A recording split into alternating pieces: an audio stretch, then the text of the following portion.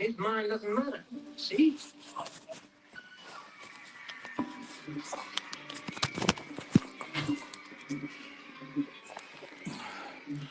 Well, welcome back.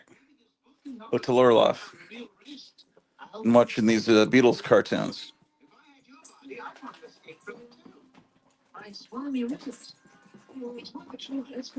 This is how I like to remember the Beatles.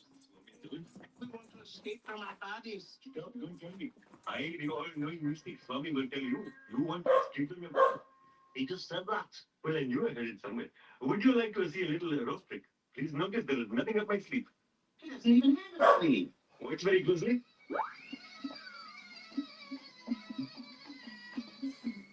Anyway, you can't see these anymore. They've been hidden, shadow banned. You'll probably never see them. All Brodax made these cartoons back in 65, 66, 67. And with there's an agreement that they'd never be shown in England. Well, you can see them on Internet Archive, which is how I'm watching them. They're leaving their bodies here. Wake me up, or your bodies will walk up without you, and your spirits won't be able to get back. Yeah, so this is outstanding entertainment, and the thing is, some people take the Beatles very, very seriously, and you shouldn't take anything too seriously, and the Beatles are. Oh, shit. No. I'll get a copyright claim. The Beatles are the worst thing possible. More serious Arctic blast would likely pursue that sometime around the second week of January. Now, yeah, obviously, nothing worse than playing the Beatles, though. They won't even let your stream go up on YouTube. Shit. I hope that didn't fuck me up. Anyway, with that said, temperature trends are a little bit easier to predict. It's the day after Christmas. It's December 26, 2024, and is also thinking that we are. I'm heading out. My wife got sick on Christmas Eve. Really, really badly sick. Where I don't know if she had food poisoning or what, but it was pretty bad, man. And so she was sick all through Christmas, and so she's only now feeling a little better. So that's why I didn't do any live streamings. I was taking care of her. It's all foggy out here, man. How about that? I'm going out to get her some coconut water and some orange juice. Yes, indeed. So that's where I've been, man. Last night we watched some Three Stooges, and it seemed to cheer her up a little bit. But then she had a bad headache, and watching people continually being hit in the head with ice picks and things started to give her more of a headache. And so we put on some. I forget what else we put on. Yeah. Oh, we watched the entire. It's on Max, which apparently HBO does not exist anymore as a brand. I didn't know that. I thought there was always HBO and there was the companion channel Cinemax. Well, apparently it's now all just Max. I didn't know that. But anyway, apparently we're subscribed to Max. I'm not exactly sure how. But so we saw Joker Follies d'Abdullah, or some pretentious name they gave the sequel to the Joker, with Harley Quinn, played by Lady Goo, and wanted to see if it was as bad as everyone said.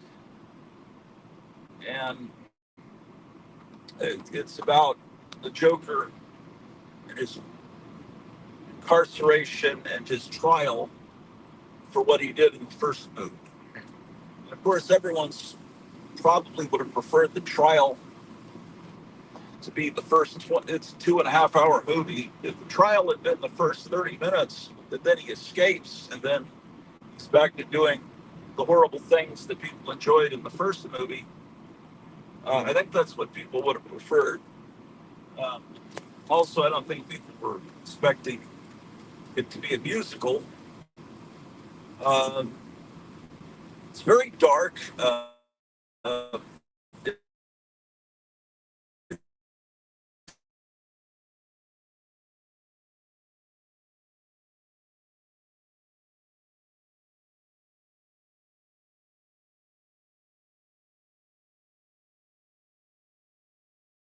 You see in the movie, I think the movie's supposed to be set around 1978. Now, I'm gonna, if you, if you're watching live, turn the sound down. If you don't want me to spoil this movie, if you're watching pre-recorded, fast forward about a minute.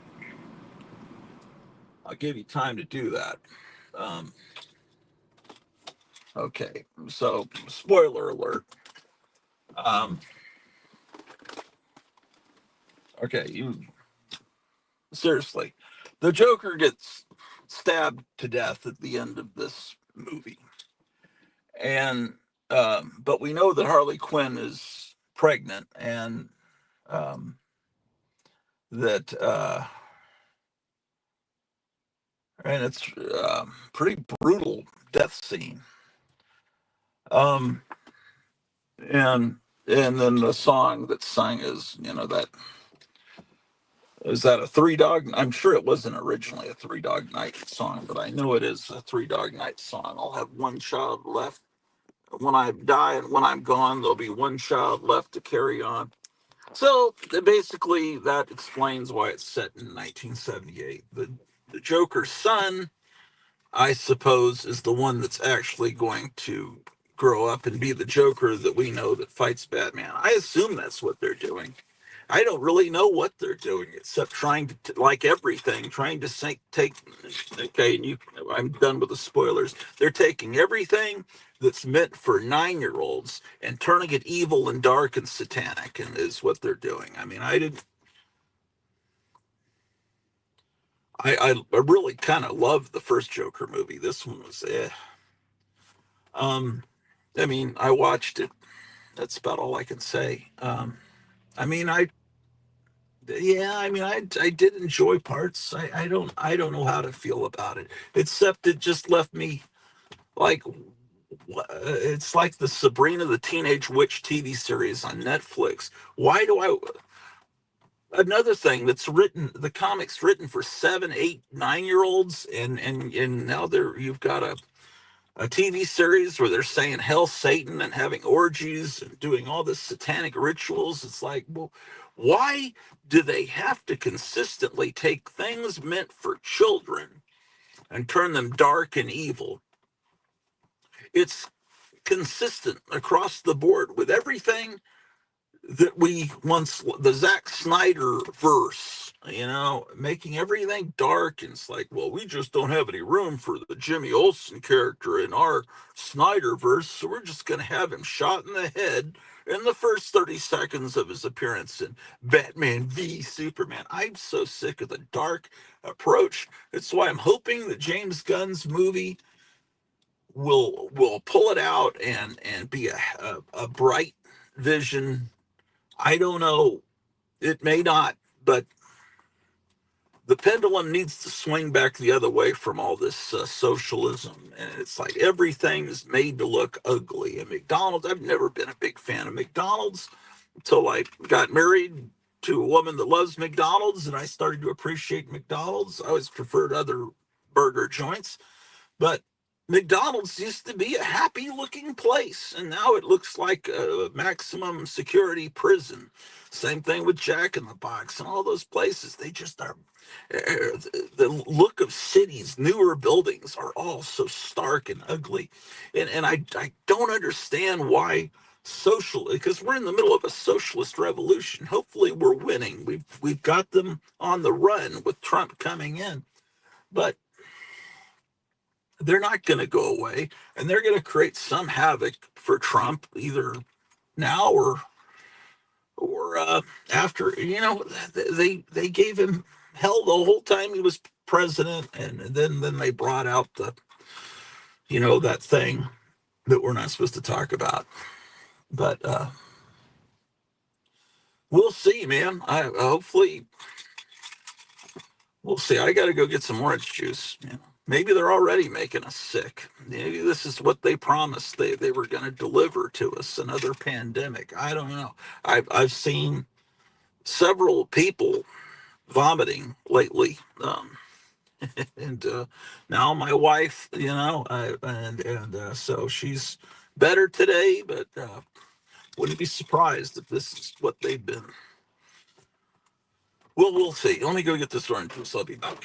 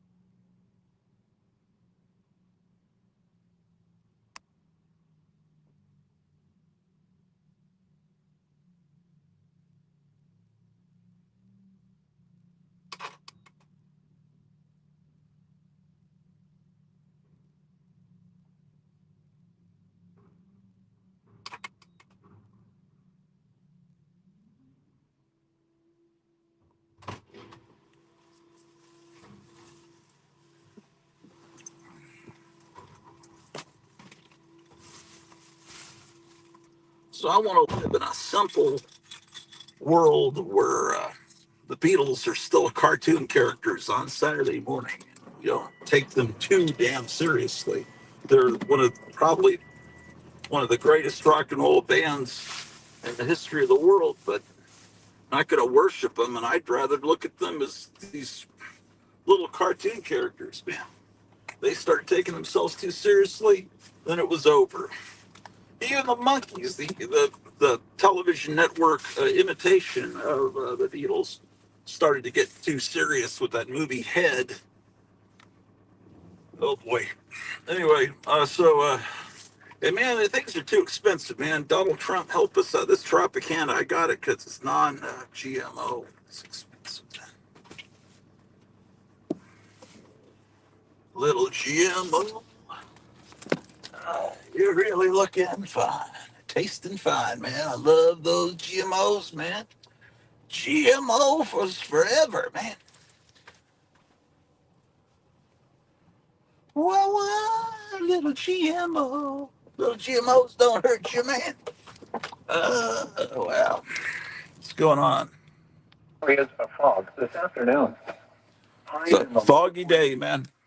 Southeast winds around 5 miles an hour. Tonight, cloudy with a chance of rain and drizzle. Areas of fog. Near steady temperature in the lower 40s.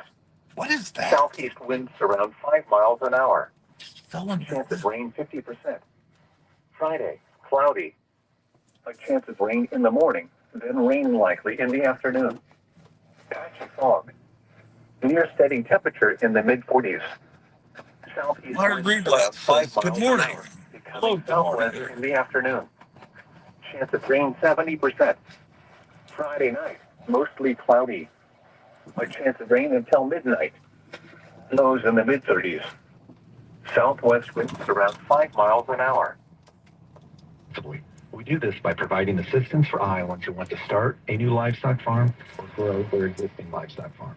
Our goal is to keep families on the farm and give others an opportunity to return to the farm. The coalition provides free, confidential services which help farmers and their entire community benefit from livestock farming. Since 2004, we've worked with more than 53. 1 minute, man.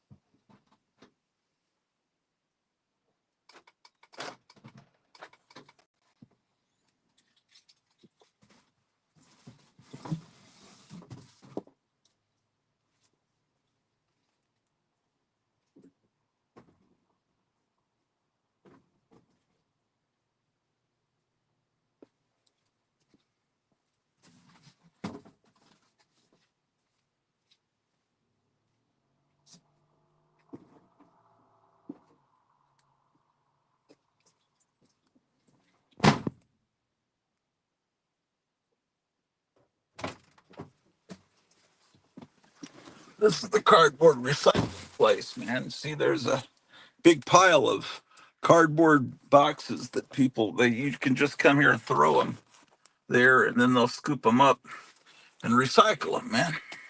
How about that? Well, let me tell you, I see a lot of toy boxes over there because it's the day after Christmas. People have already gotten rid of the boxes. First few weeks of I don't know that those boxes will become valuable someday, but snowfall potential is the toys from the 60s and 70s, man, the boxes are usually worth more than the toys because nobody saved them. And the boxes are so cool looking, but like everything else, boxes on toys aren't cool looking anymore for the most part. Precip in certain areas to try and help reduce ongoing drought conditions and improve soil.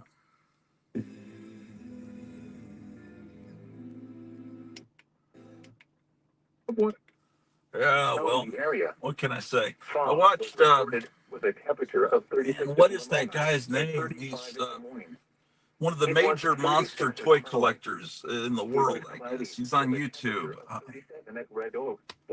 can't think of his name right now, but he was showing he has a Mark's Mighty Kong toy from like 1963, 64. It's unauthorized King Kong battery operated It was cloudy. the toy, right? So he was putting batteries in it to see if it still worked, and he ultimately got it working. It was pretty cool. I'll think of his name here in a minute. It's reported reducing the visibility. Still can't think of his darn name. I can't even think of my own names. Very foggy. The temperature was 35 degrees. The wind was Temperature's 37 degrees right now here. cloudy. The temperature was 31 degrees. Ouch, man, my finger's still, my thumb, I guess you consider a thumb a finger. It still hurts. My nail was Reducing the visibility ripped off the other day, partly. The temperature was 36 degrees. The wind chill was 30. This is a dense fog advisory for the following counties in Iowa, Adair and Union.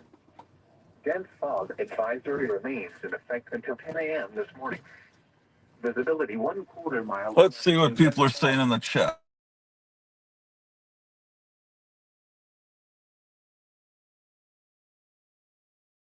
Southeast. Sorry to hear about Cleo's illness, Gratu. Bummer for it to happen on Christmas. Yeah, we're going to redo Christmas. And Thomas Fairfowl says, hello, Meyer. And Meyer says, hey, Jeff. You know, this old friend of mine from Dallas posted somewhere. My wife was telling me that she had posted that people that have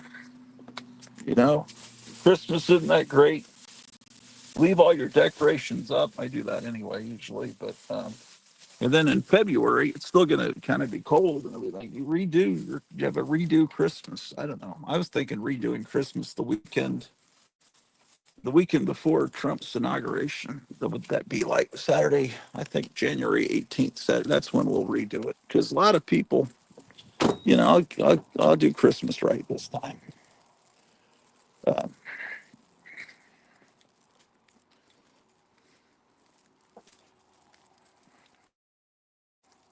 Yeah. I really wanted to go on live yesterday, the day before.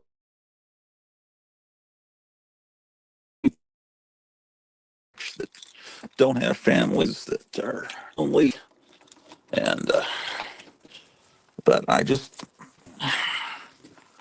hung out with my wife. I just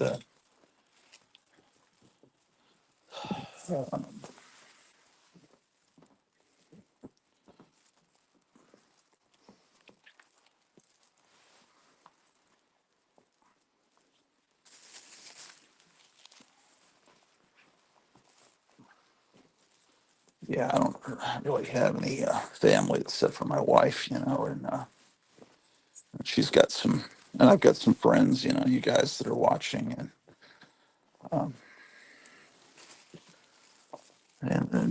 we've got my wife's family is in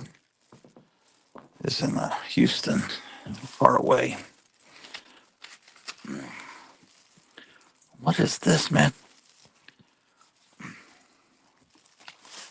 That's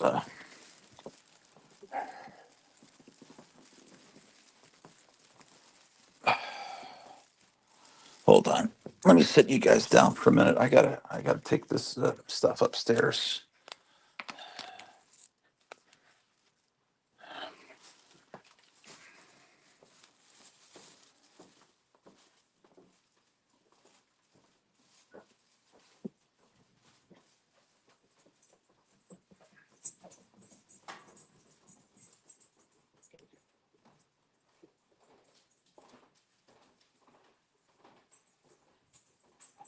You want some orange juice?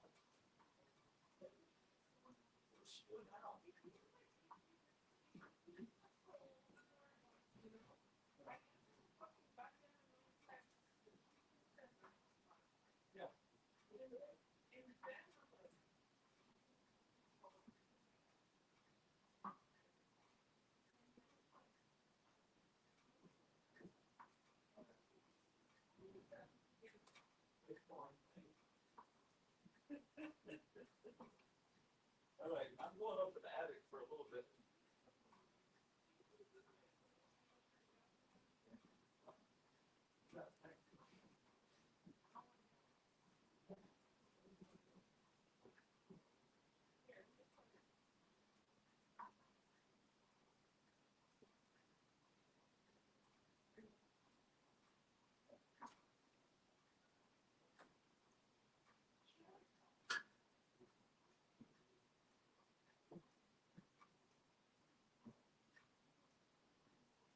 The opinion is no. Or no, the answer is no. Whatever your question is, or say yes. The answer is yes. If you're psychic,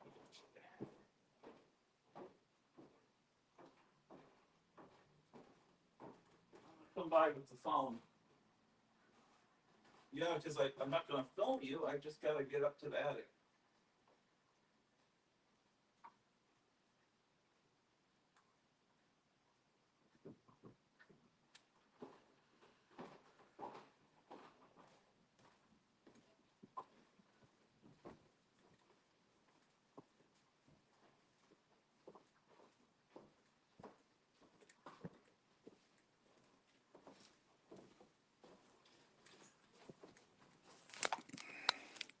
What is going on here?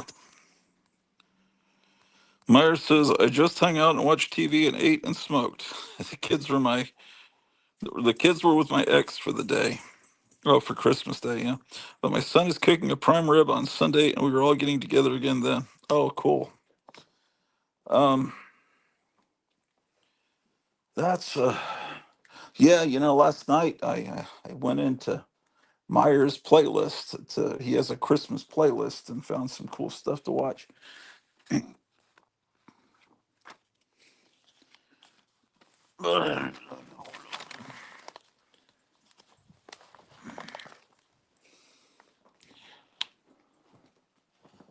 Um,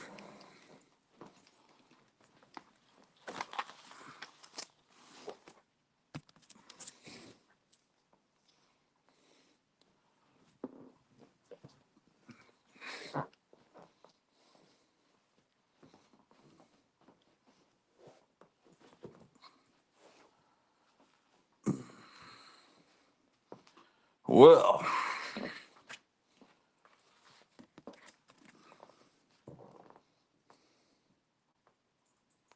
what do I need here? Oh, I'll just show you something real quick.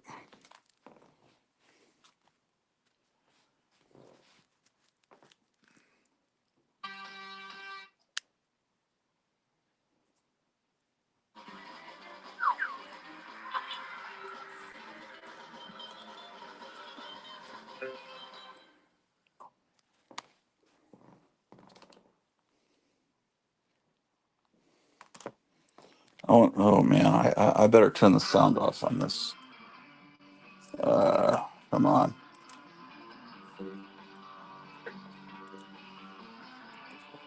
Come on. Pause. Stop. Bastard. Yeah, I wanted to show you something while I was watching these Beatles cartoons. A couple of things I saw. So far, Frankenstein's monsters appeared 3 times in this Beatles cartoon because it really is true. Frankenstein was kind of in the position of the Beatles before they came along in 1964. I mean, Frankenstein was huge. A lot of songs written about Frankenstein. Okay. There's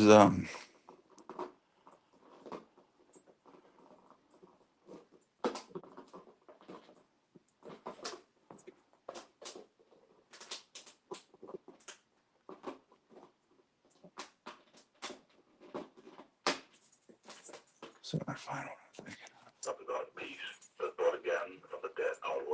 Oh, okay. I found it. This is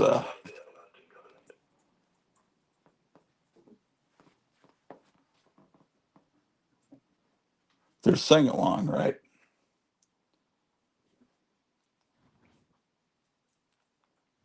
Yeah, it's twist and shout, right? They've got these. I want you to see these. This maybe I can freeze frame it.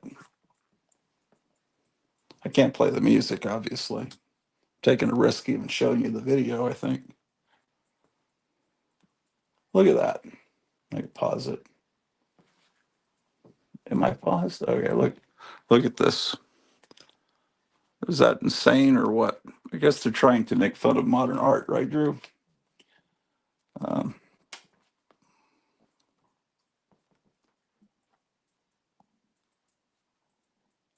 Come on, play.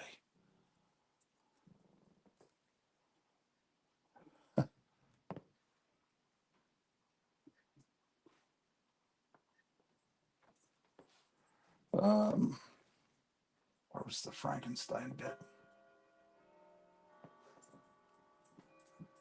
Oh yeah, in this first episode, the Hard Day's Night part, they go to Transylvania, as I recall.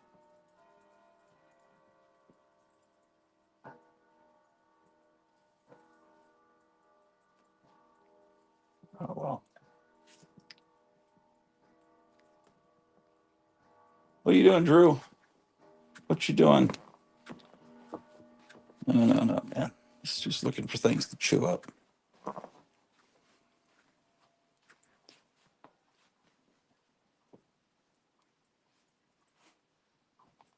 That's not. I guess that's kind of a Frankenstein, but the other Frankensteins are more obviously Frankenstein.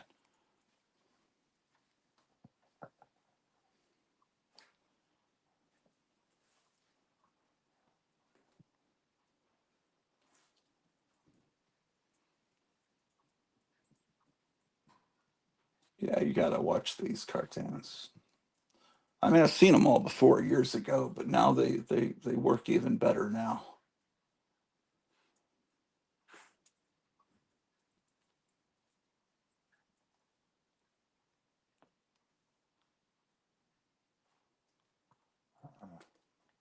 Drew, what are you? She's looking for stuff to chew up, man. What are you smelling? I should have bought her more food. That's what I should have done. No, Drew, no, leave that alone.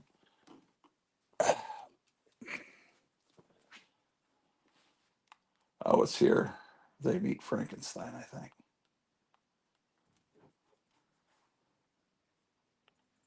It's actually. Damn it, Drew, you're making me nervous here. Uh, there it is. Okay, there we go. I don't know if this has music in this segment or not. Yeah, it must be because they're playing guitars.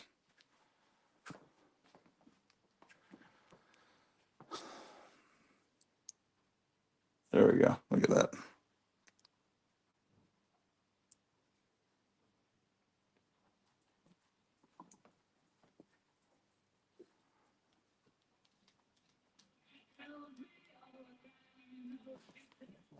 Okay. That's I Feel Fine. Yeah, Frankenstein appears in other segments, I guarantee you.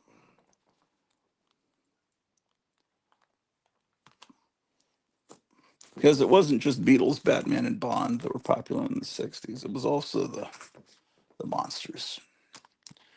Okay, so we're going upstairs, man.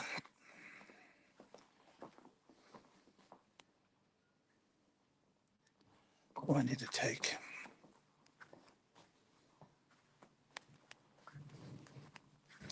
Oh, look at this. This was not from 7-Eleven. It was from maybe Stop and Go. They had bootleg wacky package cups. They're called Cool Cups for Cool Cats. This one I got like in third grade.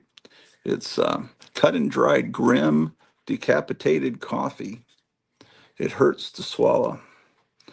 I don't know what's the actual brand they're making fun of. I'm not a coffee drinker, but um, yeah, running across a lot of cups. Here's the Batman Taco Bell cup from 1989 when the movie came out. What is this dog doing over there, man? Drew, she's like trying to. Come on, Drew. Let's go upstairs. You're knocking over stuff here, man. An American.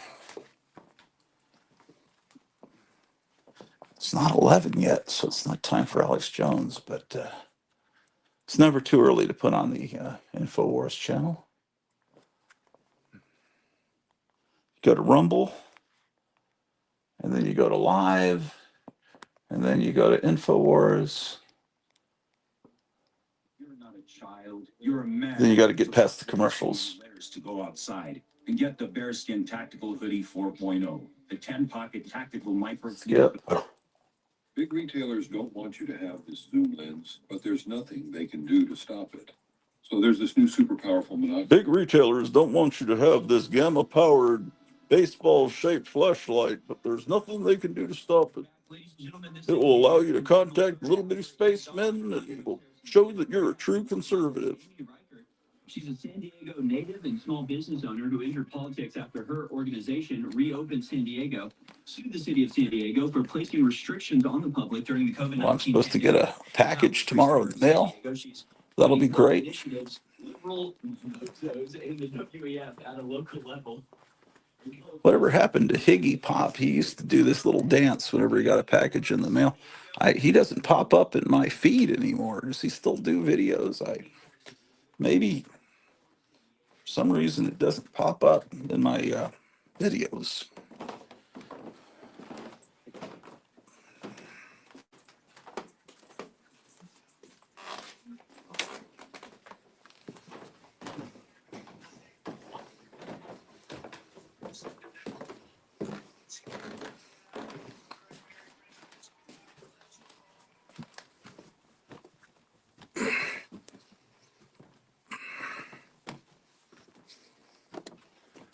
Okay. We have a lot to do up here in the attic. Trying to gradually turn the attic into a, what would you call it? Would you call it a man cave? Do people still use that term?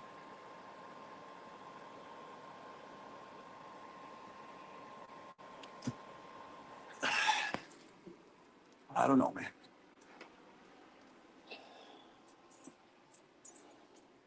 Oh, I gotta switch the Wi-Fi up here.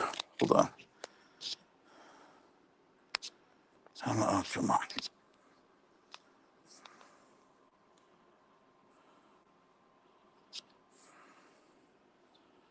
I'm already on the right Wi-Fi. That's fantastic. Okay, so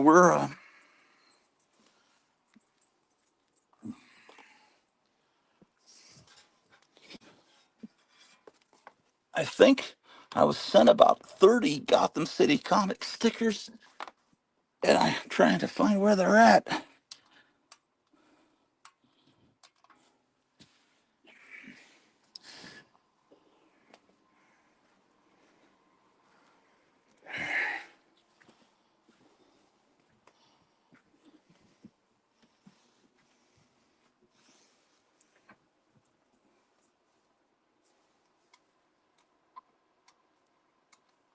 Oh, rats.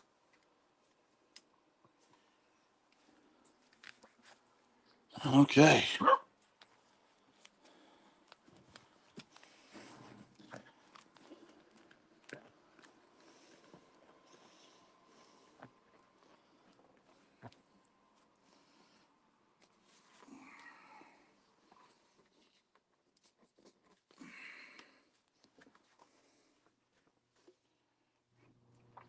I've got comics to file. Um, man, I was just looking at. Man, uh, you guys need to do more videos, man, because comic book videos that I can tolerate are getting fewer and far between. Um,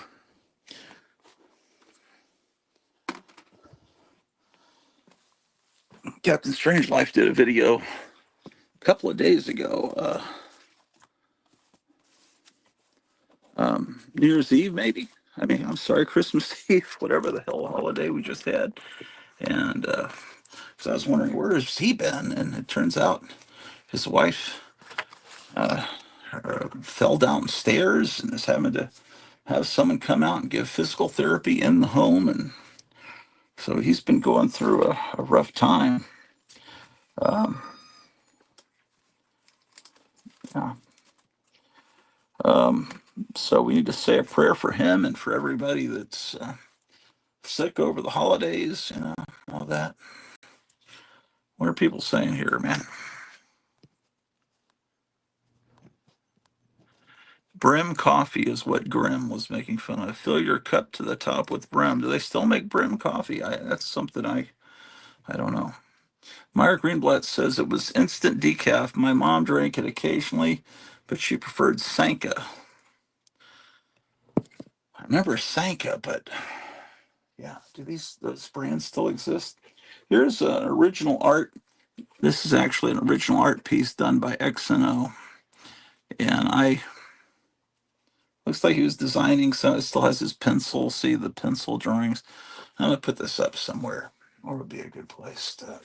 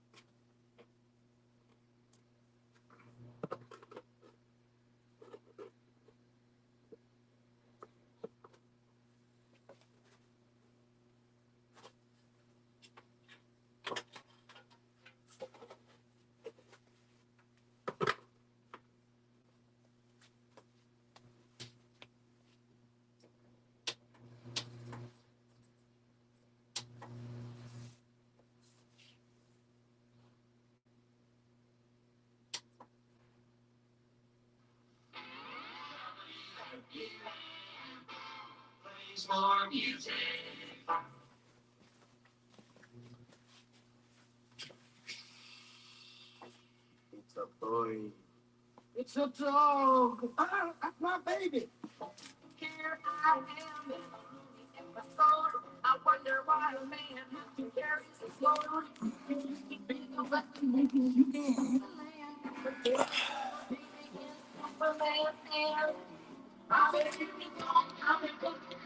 Pauline Dell says, good morning, Gratu. Good morning, Meyer. Well, hello, Pauline.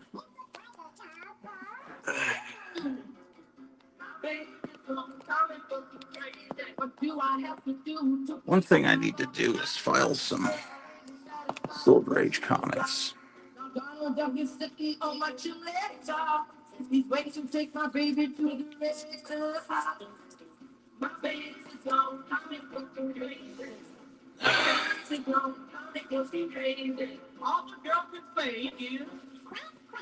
I forgot I had this copy of Angel, like a female Dennis the Menace.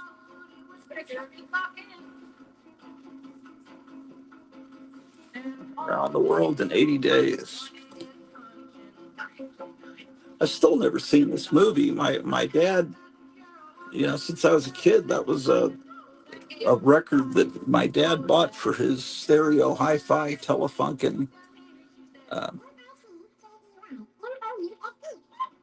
uh, so I remember hearing that music, but I've just never seen the movie. It has that. Um, I don't know if this is his only Hollywood movie. This guy is like the biggest star in Mexico, Cantinflas. But I guess they were trying to introduce him to American audiences. Here comes Drew with her beer bottle. That's one of her babies. She's keeping all her babies up here in the attic now. This is kind of like her clubhouse. She has a green beer bottle and a couple of green bones. All her babies are green rubber plastic objects.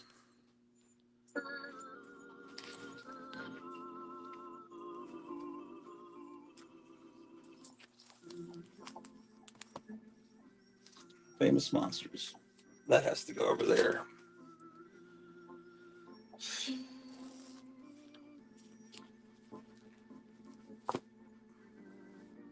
Oh. I saw. Anyway, I was watching some videos. Someone had a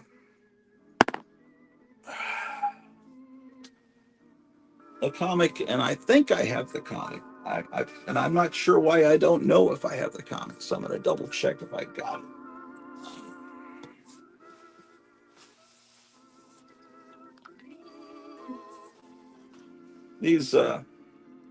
These new comic collectors are very strange. People that collect comics not out of nostalgia, but I guess because they like I don't know what reason you would have to collect comics if it's not for nostalgia, because only the old stuff is good. But I guess you could be young and not have been around, because I mean, when this comic came out, I was learning to talk. So but I'm not a comic book collector. I'm a collector of the 1960s and 50s. I'm a collector of mid-century stuff that parents threw away. I love rock and roll, and monsters and comics are just part of it. So I don't want this to be viewed as a comic book channel, because that would be horrible. I keep stumbling on this dentist guy that's married to a lawyer, and he's younger than me. Like I'm old enough to be his father. The Sticky Goose guy and he's kind of a troll in the comic community, but he's a brand new collector, unless from around the time of the pandemic, and he's giving advice, things I should have known. I wish I had known before I started collecting, and that you shouldn't collect runs. You should just collect key issues and buy trades. But if I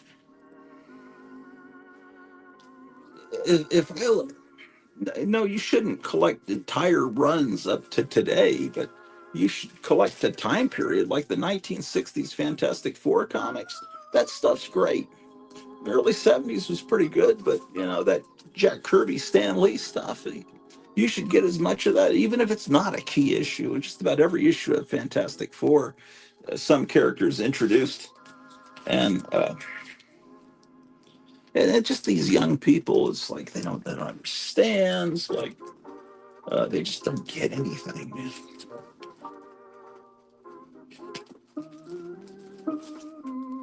Why does Superman have these red shorts?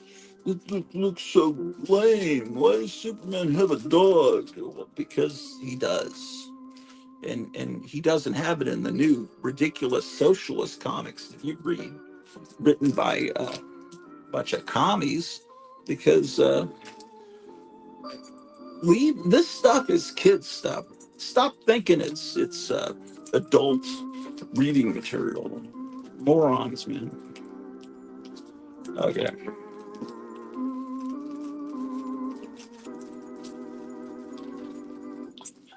No, comics have always been written for adults. Oh yeah, really?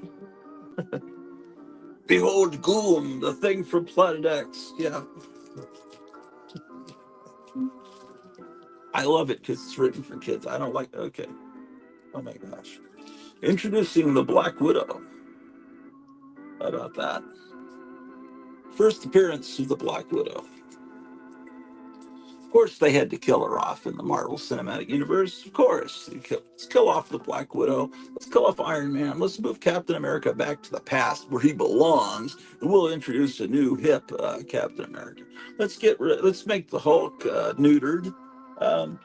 What else did they kill off? We'll just get rid of Black Panther because the actor died. And the only reason Black Panther is popular is because of Chadwick Boseman. So we got to kill him. Okay, anyway, here's another copy. What is this thing going for now? First Black. Oh my God! It's got a color breaking line. It's got a color breaking line fold. The color breaking line fold. Wait, that's one I just showed you. Does this have any color breaking spine ticks? No, this one doesn't have any spine ticks. Are the staples rusty? The staples. No. The spine's a little messed up.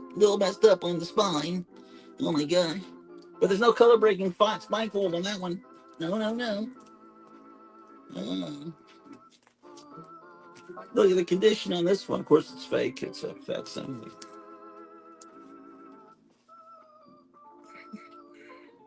Here's Tales of Suspense 54, but this retailer was pretty slick, man. Because if a comic didn't sell, you would tear off the top and return that, and then you were supposed to get rid of the comic. But usually they would give them away to their kids, or unscrupulous dealers would resell the comic for a discount. But that means that the retailer, it didn't sell, but they tore off was, see how at this time Tales of Suspense was it just said Tales of Suspense real small, and then it's the Power of Iron. So they only tore off the title Tales of Suspense and kept most of the cover there. So that was kind of a slick move.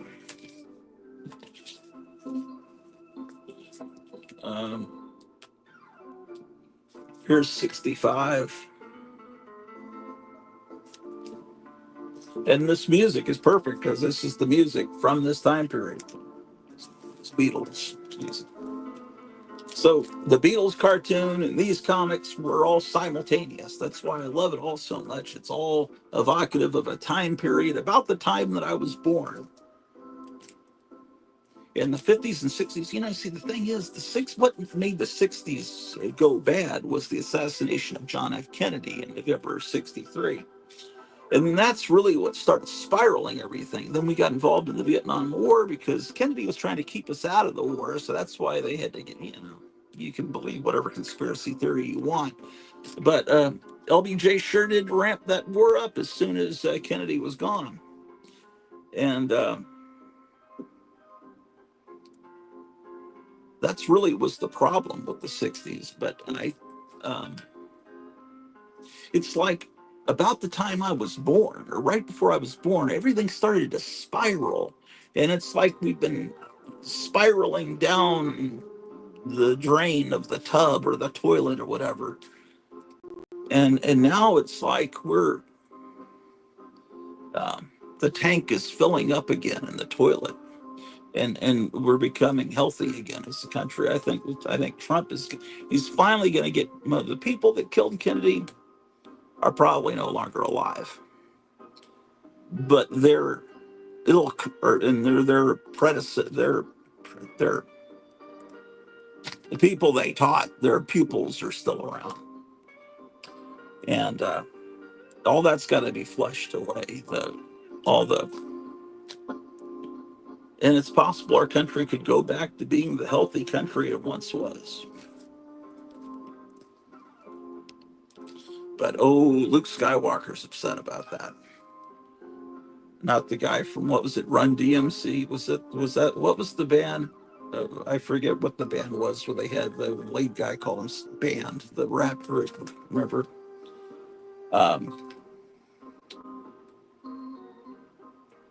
Mark Hamill is just like beside himself that the orange atrocity has been elected. There's 71. I'm going to be getting a couple of issues of Tales of Suspense tomorrow in the mail. Um, but you see Mark Hamill now, and he looks like that shock monster mask, where one eye is kind of closed, and he looks so horrible. And but in reality, that happened to him back in the '70s. Ooh, I have two copies of this, man. How about that? Um, Here's '73. You can tell it's older because the box is still a little shorter there in the corner. Um,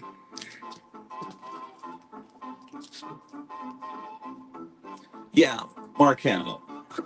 So after Star Wars came out, which was not called Episode 4, A New Hope, it was called Star Wars. And all of you older people know that.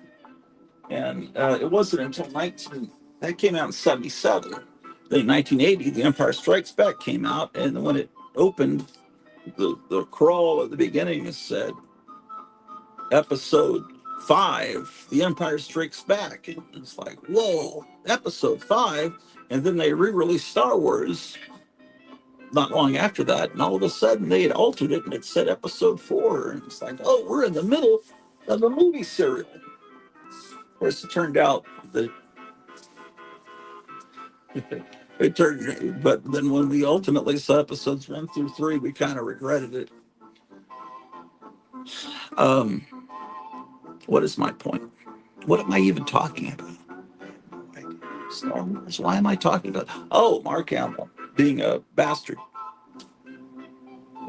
Well, after Star Wars, I don't know. He was rich, and that's why he doesn't understand how Americans are suffering under Biden or whoever's controlling Biden, because he has millions. He's never going to have to work again. He never had to work again. He can't work because he can't act. He can do a Joker voice, but honestly, I could do that Joker voice. It's easy to do an evil Joker voice. That doesn't require acting. Um, I mean, he's okay. He's great as Luke Skywalker, but that's the only thing he tried. What was it? He did Corvette Summer. That made about $3.42. Um, he's not a great actor. Harrison Ford went on, went on to great things because he had a personality. But Mark Hamill, um, after Star Wars, I guess he had some money and he got a sports car, and I think he went off a cliff or something. But unlike James Dean, uh, he survived. And I think it took his face off, basically, and they had to do major reconstructive surgery. And it's like, oh shit, how are we going to explain why Luke Skywalker, this fresh faced young boy from Tatooine, looks different in The Empire Strikes Back from the Star Wars? So they had to write this segment in at the beginning of The Empire Strikes Back where where he gets slashed by some abominable snowman. What was he called?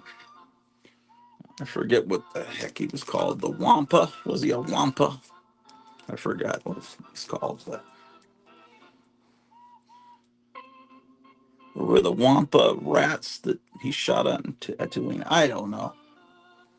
He was the poo poo. That's the type names that George Lucas would come up with for his prequels. It was the poo poo creature. Slashed. It was a snowman. Slashed his face, and then they had to put him in a little tube to heal himself, and that's how they explained that Luke Skywalker looked pretty haggard in Empire and Return of the Jedi. And now in his old age, they don't have the makeup to, he goes on some podcast and you don't have the 20th Century Fox makeup team trying to make you, and plus the evil of being a Democrat makes him look more horrible. What are people saying here, man? People are talking in my, man, people are saying a lot of stuff and I don't even know what. Hi, Pauline, says Meyer. Kentine Floss, says Meyer. Yes. He was in a movie called Pepe, a horse movie. I did not see that. I think he's considered to be like this national treasure, like Charlie Chaplin Charlie Chaplin was never funny. I think it was just that immigrants that didn't know not that you needed to know English for silent movies. I don't know. I think they'd laugh at anything. Their lives are so miserable. They'd laugh at Charlie Chaplin walking funny. He wasn't funny. Buster Keaton was funny. Charlie Chaplin, I never thought he was that funny.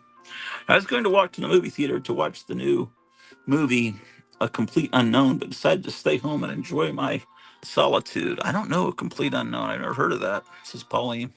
Meyer says they thought it would make him a big star. He had the leading role behind the horse. Pauline says Cantinflas was kind of creepy looking. Yeah. There's a whole series of cartoons about him, too. Library 88 says, P.S. Good morning, all. Fill it to the rim with brim. I don't remember that commercial. Meyer says, that's it. Thanks, Library 88. Pauline says, Generation Y and Z seem to be know-it-alls, filled with advice on how we should be living our lives, like how to or what to collect. Generation Alpha with their bruh nonsense. Is that the new generation? And the way they're changing the English language gets on my nerves big time. Yeah. I like my cheese drippy, bruh. That's that. Instead of fill it to the rim with brim, it's I like my cheese drippy, bruh. Pauline Dowell says, Popeye the Sailor Man. I agree with you, Pauline, says Meyer. John Goris, I watched Nosferatu last night, the original. Someone is streaming it. Yeah, someone has it on YouTube with a new soundtrack. They like have a Nosferatu theme song put on it. Okay. What am I doing? Great food, coffee and pastry, Patty Lights, Brothers Restaurant. Oh, you son of a bitch.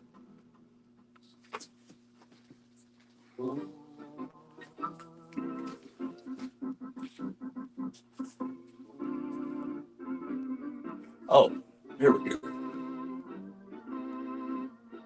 That's inaccurate.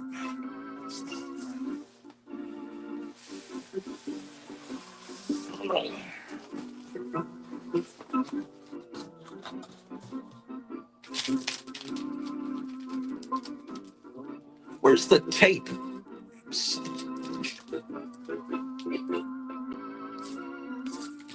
This is the last issue of Tales of Suspense with 99. With issue 100, it would become Captain America.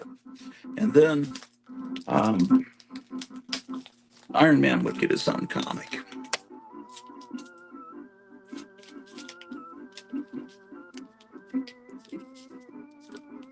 I really like the Herzog version. I don't think I've ever seen that. I didn't see it in the theater for sure because I think it was R-rated. That must be, it's the only reason I wouldn't see a Dracula movie. Well, that's not true.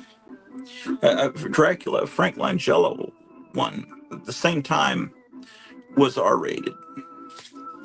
I think I would have gone to see a Dracula movie that was PG-13. I'm thinking Nosferatu was R-rated. They all came out around the same time in 1979. And then the other one was George Hamilton playing Dracula and Love at First Bite. And that was PG, but I had no interest in seeing a disco movie. And I thought it was weird that Dracula had a suntan. George Hamilton's famous for having his eternal tan. And it's like, you can't cast him as Dracula. Okay. Issue 99. Man, this artwork's beautiful. Man. Says Cap in his own mag. But what about Iron Man? And just wait and see.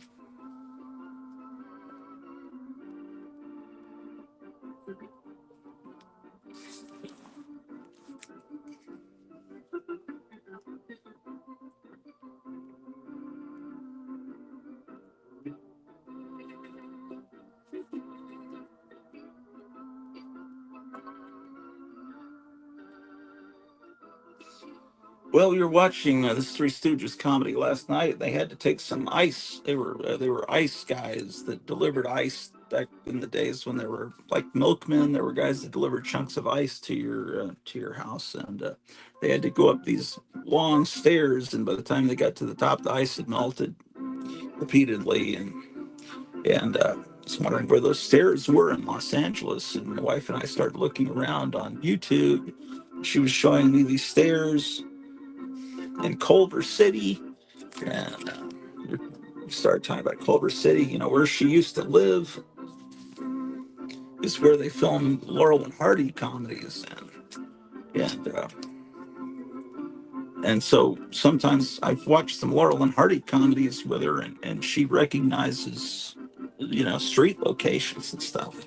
Because a lot of times buildings haven't, sometimes they have, but sometimes streets haven't changed since 100 years. Um, so,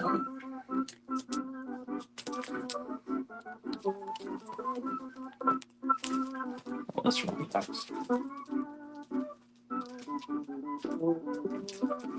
Oh, son of, come on, bastard. Um, see, before the previous, I had 96 of Tales of Suspense.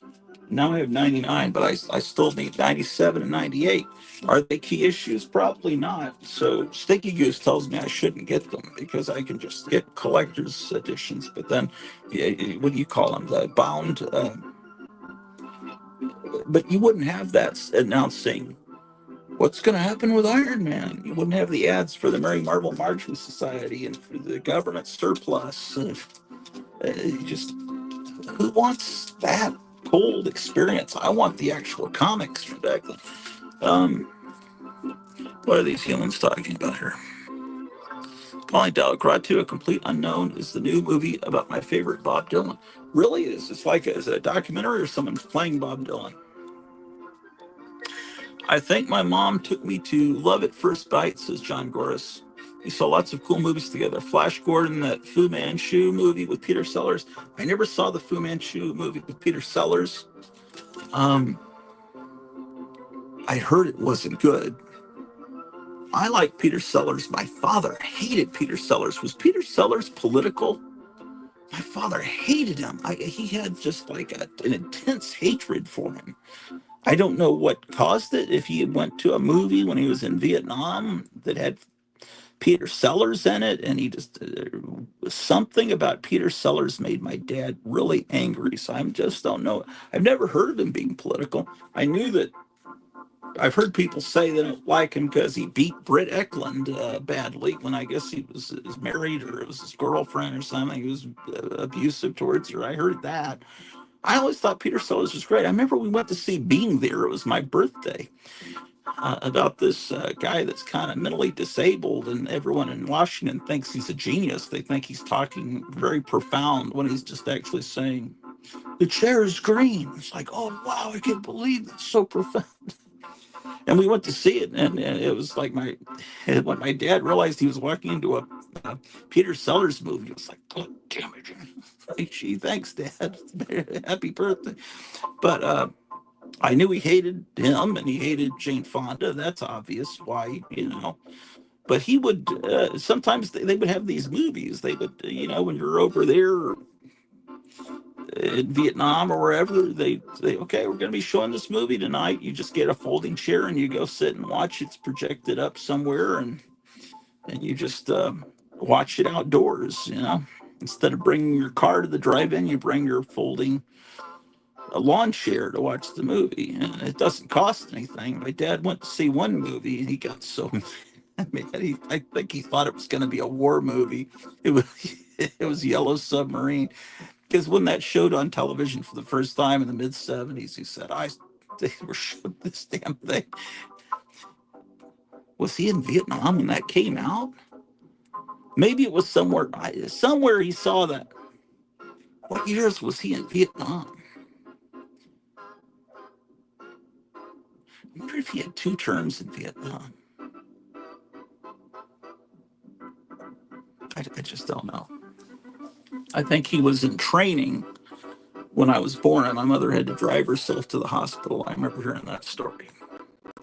That tends to cause resentment from a woman when you have to drive yourself to the hospital when you're in labor, I think.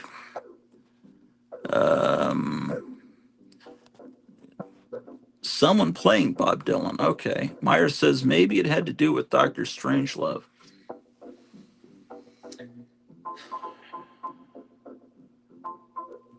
Was Dr. Strangelove? Well, yes, it was political, but I don't know if my dad saw that. I don't know if my dad would. I guess I don't know that Dr. Strangelove was so anti-military so much it was anti-military industrial complex. Um, I don't know. I just really don't know what. I can't picture my dad, or I've never heard my mom talk about that they went to see Dr. Strangelove. I can't picture them going to see that movie, honestly. John Gores, there's a great movie called A Day at the Beach. Yes, very good. Written by Polanski. Oh, I didn't know he wrote it. It's based on a book. Sellers got a bit in it, playing a total flamer selling junk at a beachside souvenir shop. No, I don't know A Day at the Beach. I thought you meant On the Beach, which was a movie about a nuclear war, and they're on a submarine, right? And it's like they're near, aren't they near Australia? And basically the world's been destroyed, but they're out at isn't that On the Beach? What was that called? On the Beach? I'm getting confused, man. A Day at the Beach sounds, maybe that's a British movie. I don't know. Not if I don't know. I'm not sure. Meyer says last night I watched A Junkie's Christmas by William Burroughs. It's great. The claymation Burroughs version of Burroughs reading the story. John Gores says Sterling Hayden was probably more political than Sellers. Well, um, yeah, I don't know, man. I don't know.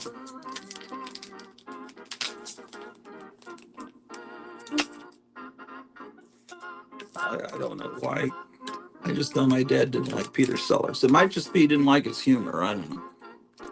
The other thing he'd react to is whenever a snake appeared in a movie, he'd get up and walk out of the house and smoke a cigarette. He could not stand snakes. Tales of Suspense number 83.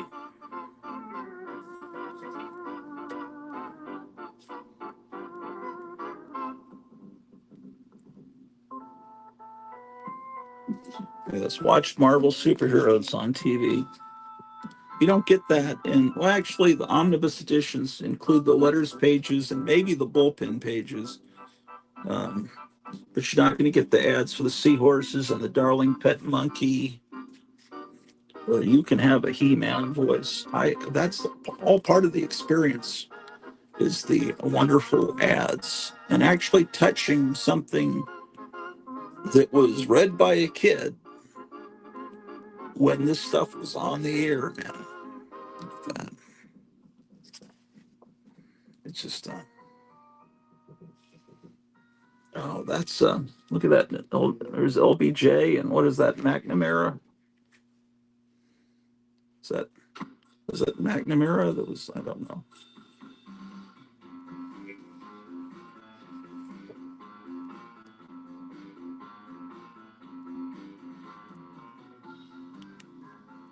Let me show you too how to make yourself astronaut tough.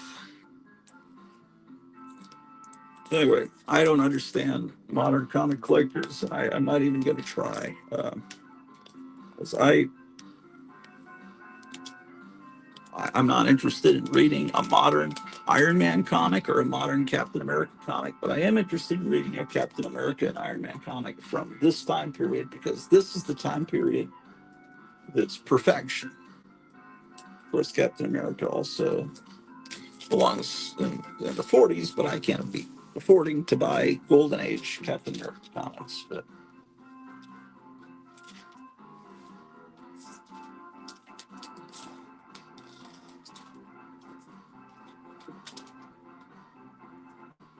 okay, so I have issue 81. I'm missing 82. Someday maybe that's the one I'm getting tomorrow. I don't remember. Here's issue 84. I'm getting 2 issues tomorrow. I just don't remember. At least that's what the post office says. We'll see. Okay.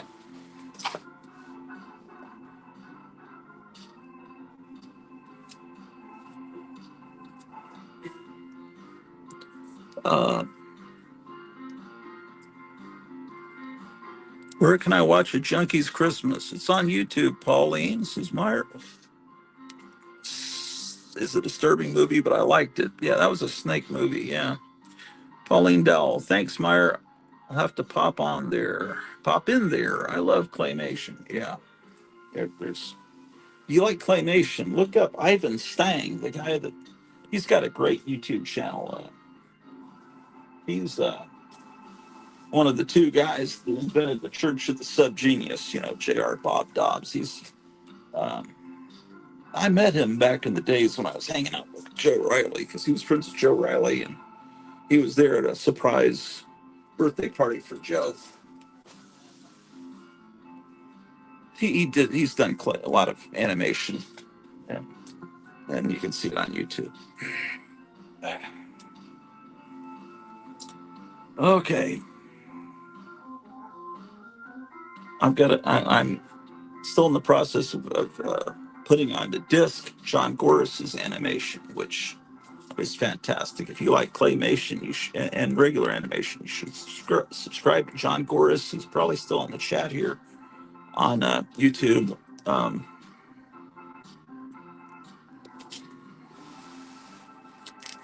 Okay. Baron Werewolf's Haunted Library, number 40.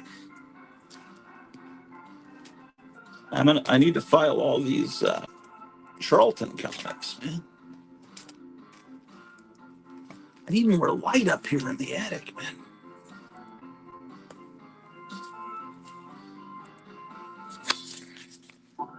It's Time Warp number 3, which I probably already own, but I bought it again because I didn't remember if I owned it. And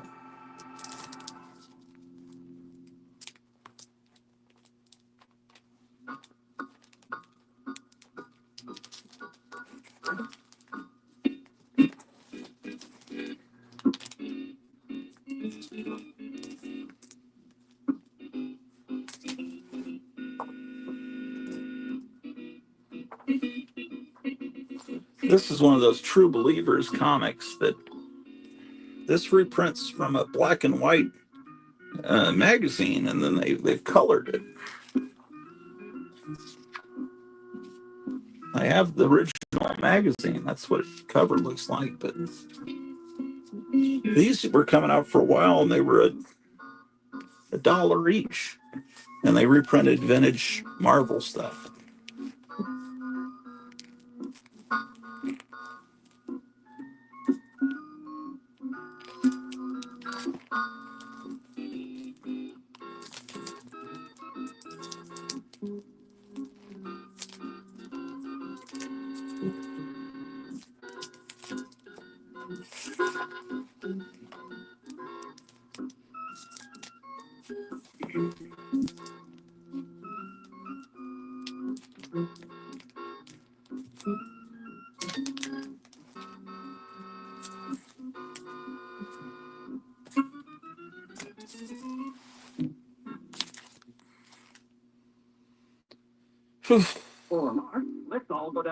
Conan 158.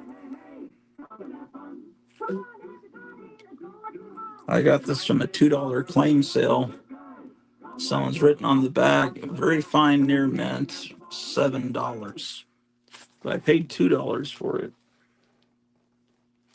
I don't think I have this issue. This is from a later period of Conan that, yeah, it's probably okay.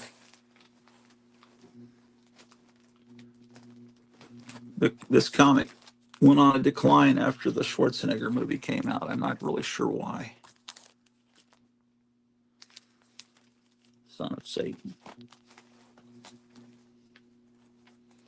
It's still amazing that this comic was on the stands with that title. Rides as often as you like. One admission price includes all rides and entertainment. Every minute is action-packed as you experience the excitement of the Old West. Ghost Town offers a day of fun and thrills for the entire family. See all the shows, ride all the rides. Yeah, you always got to check when you have a 25-cent comic, the value stamps there, because during the 25-cent era, Marvel had these value stamps, and they said, clip it out, clip them and collect them. It's a Joe Biden picture there.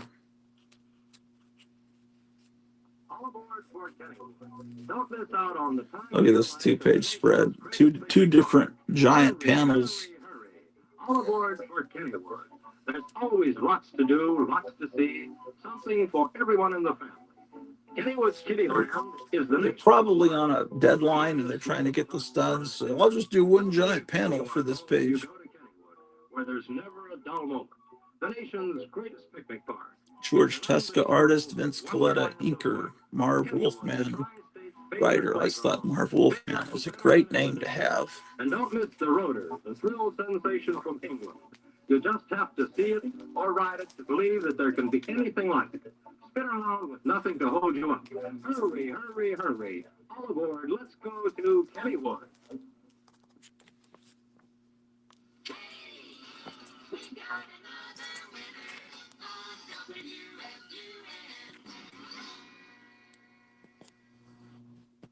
Just search Junkie's Christmas. It should pop right up. Meyer says, I also watched a short documentary on your called Dirty Girls. I recommend it also. John Goris, I misplaced my electric razor around here somewhere. Do you go on mad searches or just let it go until you come up upon whatever last thing? Both. Meyer says, I missed something. Meyer says on YouTube, Dirty Girls is a student documentary about a group of 8th grade girls in 1996 who don't bathe or brush their hair. Okay. Are they crusty punks? Or what is their problem? They stopped showering after Kurt Cobain left us. Oh. Oh, John's saying gutter punks were doing that in the 80s again. I crusty punks is the term that my wife taught me. I don't know much about all that stuff.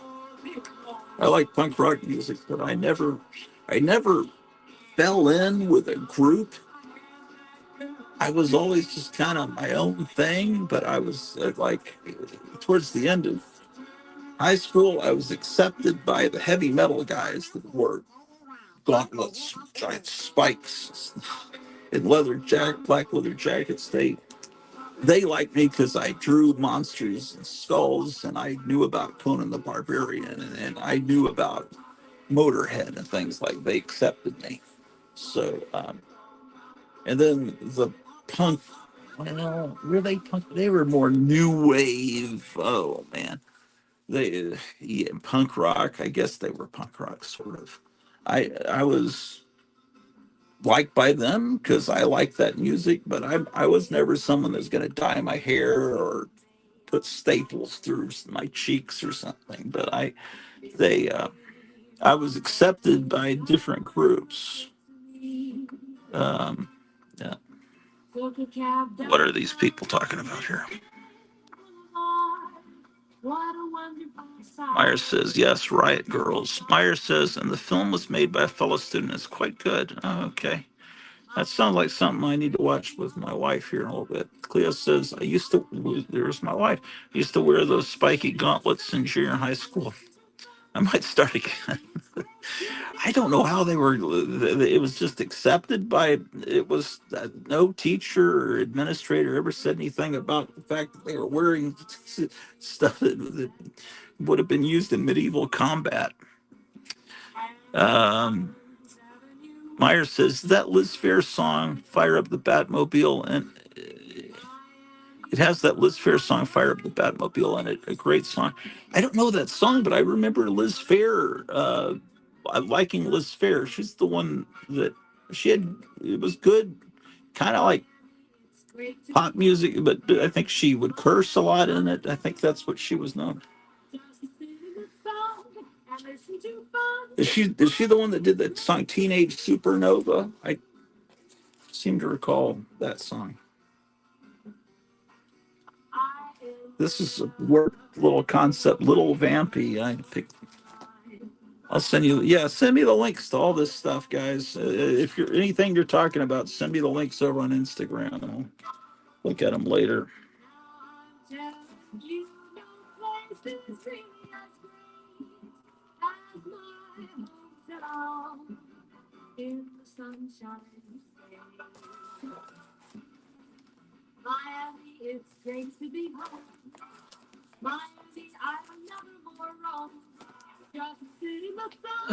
Okay.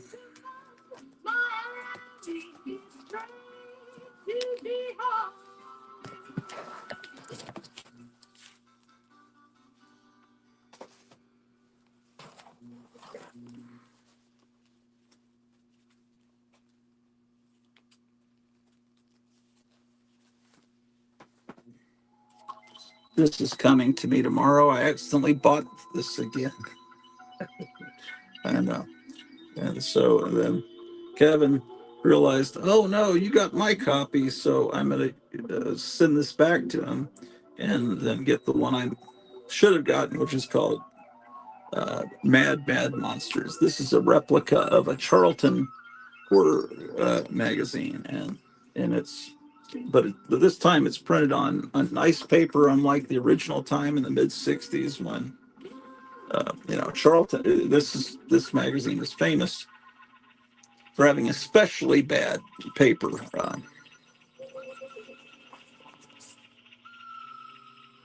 I have no idea who these people are, man. Isn't that sad? They're probably related to me in some way. Who the heck are they, man? Any of you know these people?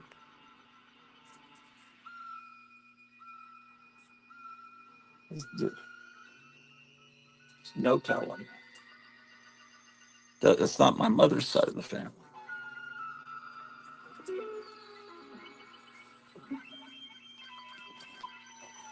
This is that Forrest J. Ackerman Music for Robots record, which you can listen to on YouTube. And I encourage you to do so. At least side 2 is just the sound effects. You don't have to listen to Forrest J. Ackerman waxing poetic. Not that there's anything wrong with that. He's wonderful.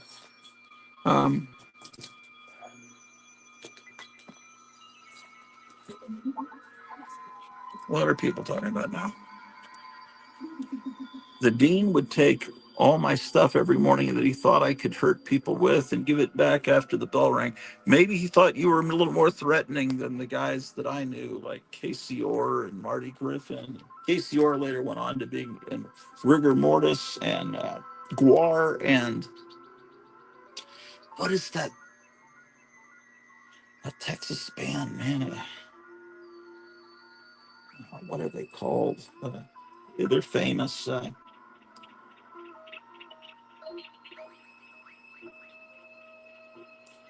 What was the band in the 90s that covered Do You Think I'm Sexy? Someone look up Do You Think I'm Sexy and see what that band was called. Anyway, I don't know. Some of those guys in high school went on to be,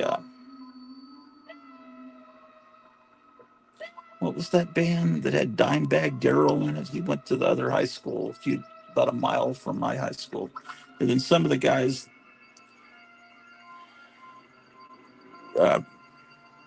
starts with R. What's the band? It's the band that really is big. What the hell are they called?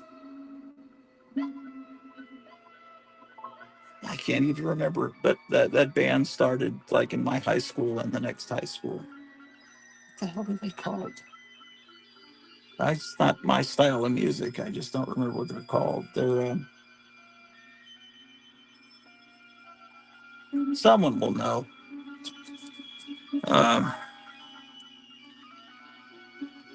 John Goris says John Waters was recalling once how one of his best friends in the early 60s would dye his hair green and wear a dress, and the kid's dad would beat his ass. Nowadays, boys get awards for such things. Yeah.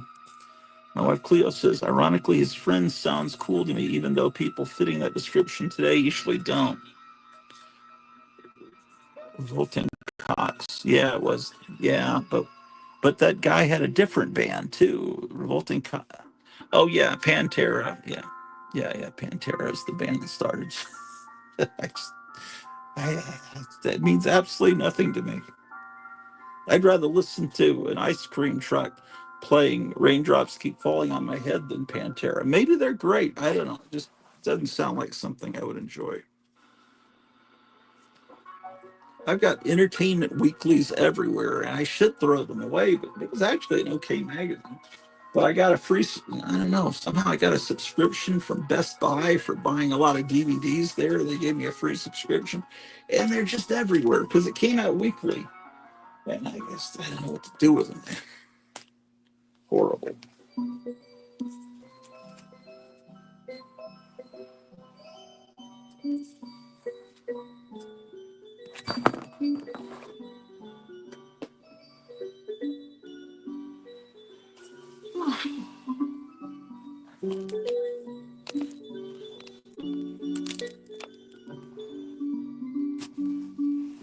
I gotta file some of these damn books. What is this box?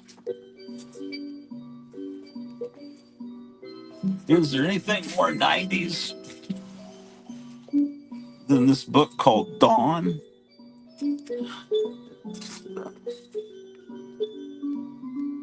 It's like I've got some issues of that.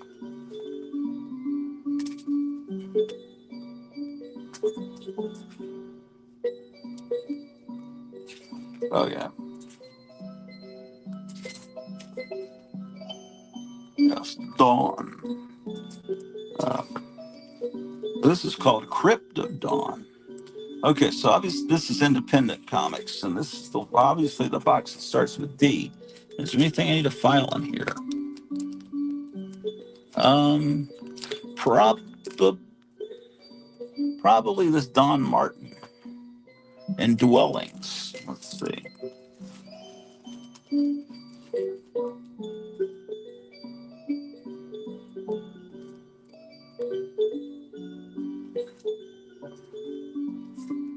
What is this?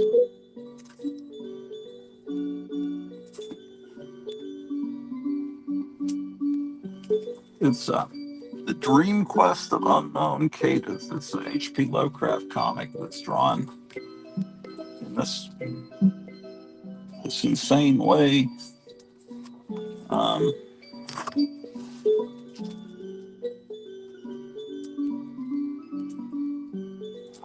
there's Dreadstar. What was I? I'm trying to file Don Martin. Is that right? Okay, Don Martin.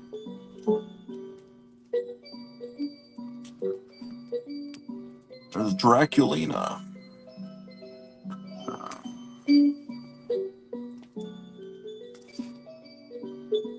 Okay. K. Some of this I don't even know what it is. This is mid 90s called Dolls. Dolls. Gene Simmons comic. Don Martin Goes Before Dracula. Okay. All right. So he's in there now.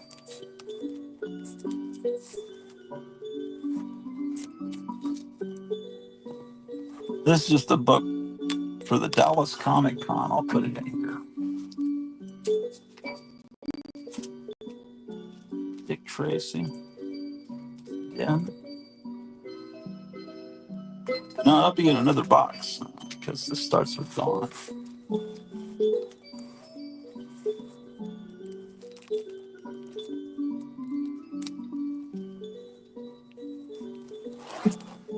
Okay, I've got two issues of Dwellings, and I think I have a few more on hold for me. Dwellings.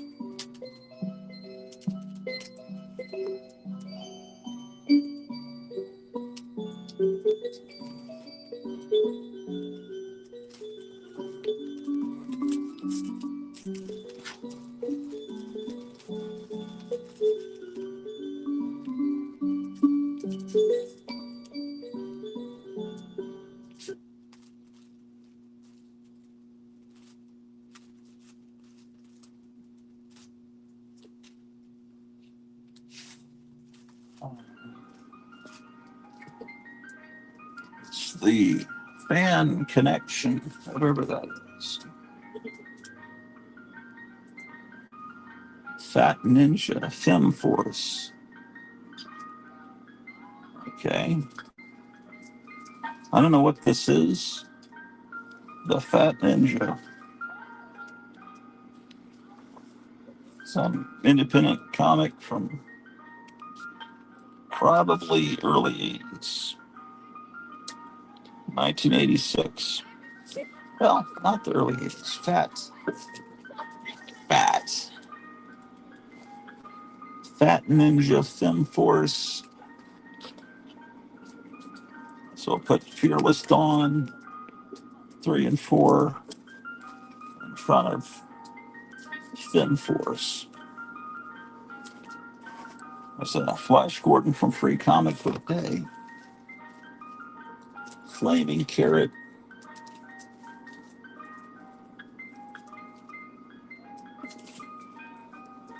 Flaming Carrot Blackson.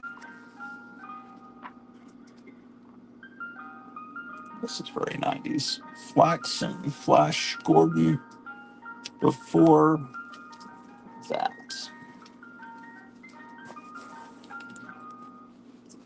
Okay.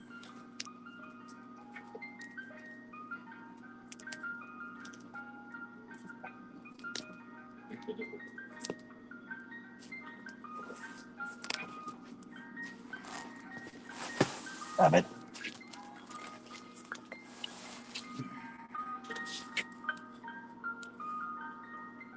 What are people saying? Giant Pantera. I like some Pantera songs. I just don't know the band. Cleo says, By Demons Be Driven. I assume that's the name of the song, or she's just gone mad. John Gross says, I was more into odd stuff at that point in my life, like Steel Pole Bathtub, Unsane, Joy Killer. I don't know those. I've never heard those bands. I think I've heard the names. Cleo says, is Jack Grisham the singer of Joy Killer? John Goris says, good question. I wasn't so into them that I'd know their lead's name. They had a very unique sound, though. Okay. Incredible. The killer demonstration Frankenstein monster losing the audience. A free gift is offered if you're brave enough to sit through it all and leave unassisted. You'll scream, you'll laugh, you'll be scared to death, but you'll love every moment. Dr. Silkini's Great Ghost Show and Asylum of Horrors. Okay, I've got to put these Geiger books. I'm going to file all the Geiger books under G. Halloween. Time for trick or treating. Which means I got to find the Halloween is the perfect time to share up a nutritious breakfast. Junkyard Joe books. Frankenberry. My Count Chocula is a cereal with goblin good chocolate flavored marshmallows. Okay, so this will go between the Futurians and this reprint of Get Lost, the 50s Mad imitation. Appointment with So Geiger, Ground Zero 1. the star that thrilled you in Necronomicon, Janine Renault, in a new Geiger, Ground Zero 2. Oh, my dear, we're living in the wrong network. I feel like Ghost Machine, number 1. A film pounding with Red Coat, number 1. that's only Tuesday. What's the third? Why, wait a minute. Rook Exodus. Crazy with the story of that bear. We must catch it before dawn. That's just what we needed. For centuries, the curse has laid upon this G.I. Joe. I think I'll file this with the Marvel G.I. Joe, even though it's not part of that. Here's Godzilla, Monster Piece Theater. With a strange, mysterious history. It is an appointment with lust. How much longer are we going to go on looking? We'll find out. God Wheel, whatever that is. The Earl of Saxon. Nat Rat. Nat Rat. We'll put Godzilla after Nat Rat. There's nothing as interesting as that here. I have a Gumby comic. It's Free Comic Day. Life. In 300 years, when a horrible crime seems Oh, there's more Gumby comics from the old days. This is where Gumby Goes to Hell. Gumby's Winter Fun. Follows another. Murder follows murder. Dirty's mine. Oh, oh. And then this Gun Honey comic. We'll put that. Feel free. What up?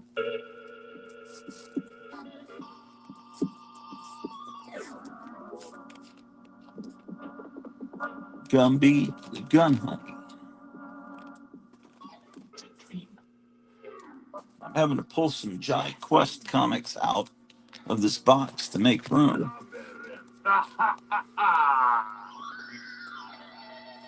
Yeah, oftentimes I don't care at all about who's behind the music. Myers says I've been listening to Vashti Bunyan. Yeah, you were telling me. I put some of that into my playlist, but I still haven't yet listened to it. You are not married.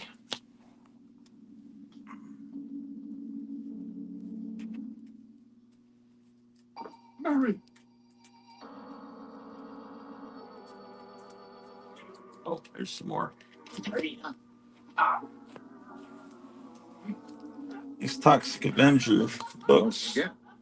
You have an appointment with luck. Okay, this is part of that Gun Honey universe, Heat Seeker. So I'll put this after Gun.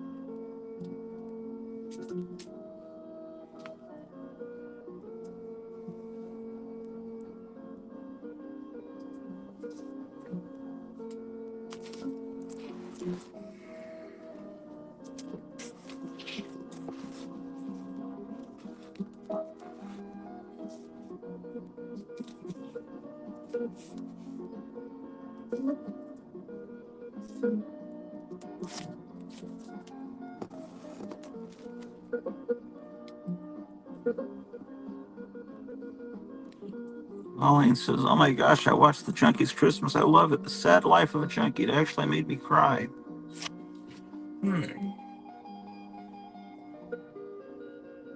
Well, I'll watch that. Okay.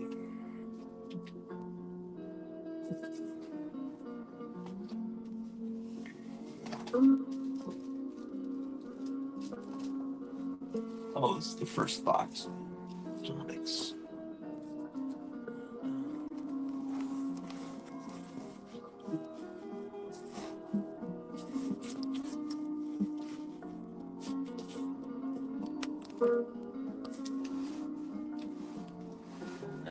Cyber. That's Mr. Monster. Okay.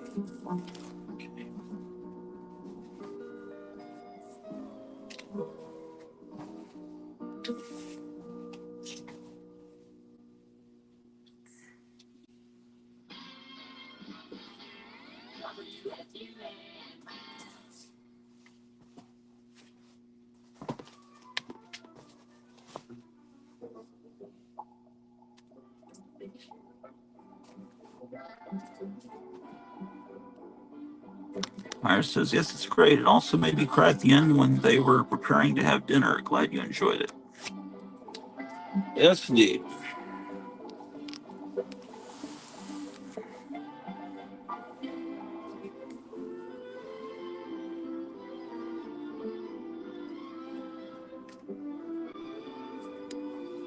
These solo plastic cups.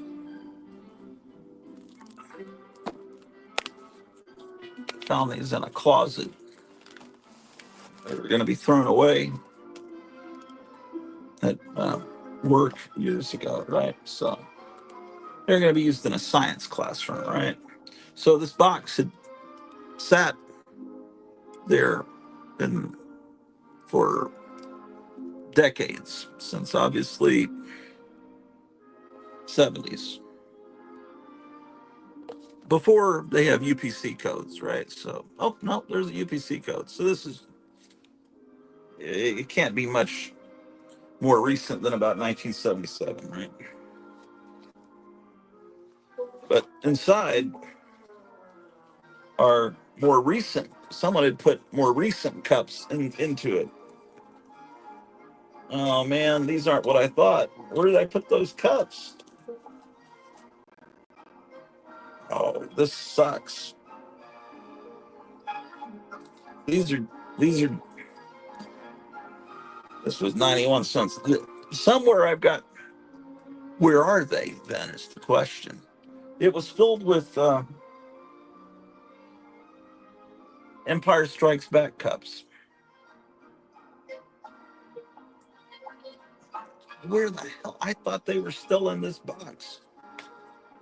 So obviously I took the Empire Strikes Back cups out, and where they are, I don't know. Maybe they didn't even get here. I thought I was going to show you something cool, and instead I'm just depressed. Uh, I rewatched I Drank Your Blood on Christmas Eve, the extended version, which has its positives and negatives. I didn't know there was an extended version. Where do you, I probably have it on the disc, but uh, the box is still cool. Yeah, it's a cool box, but the question is, where are my Empire Strikes Back cups?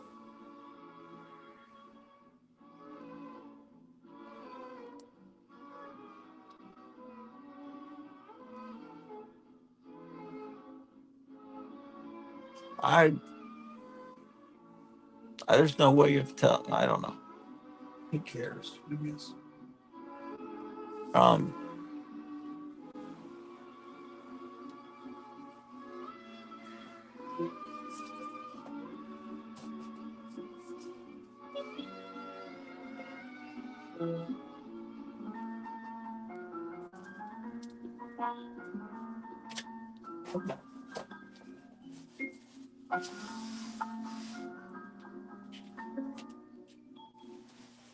what's in this damn box? Oh, that's excellent.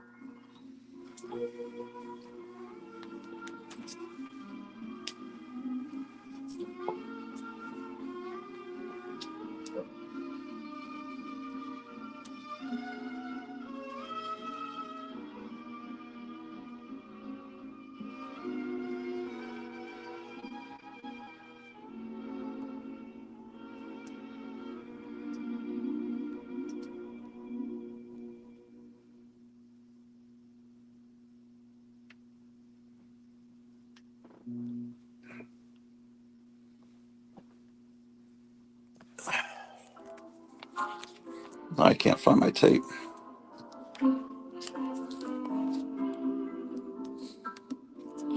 Yeah.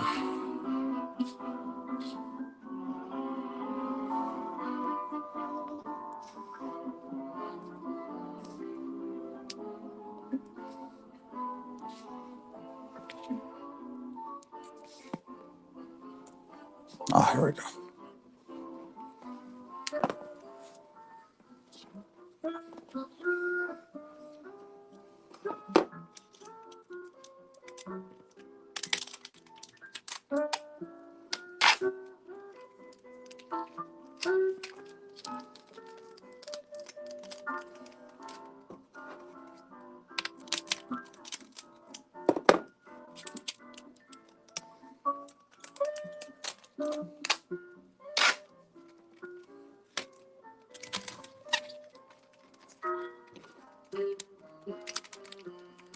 have to use scissors to get this tape off because I can't use this thumb. It's I nail partly ripped off the other day, and it's too painful.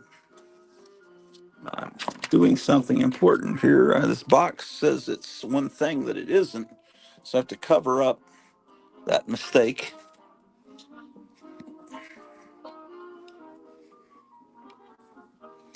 See, it says Marvel Team Up Punisher.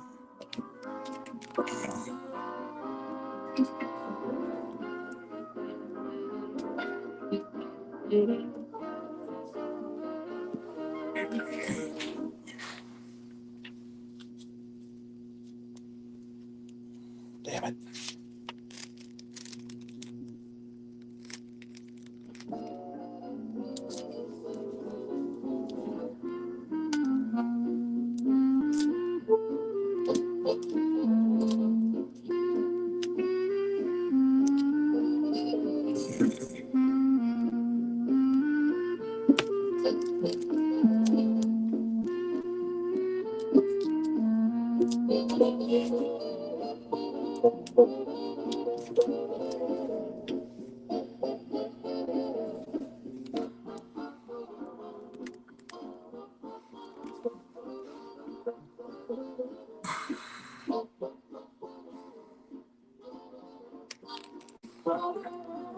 Get the tape off.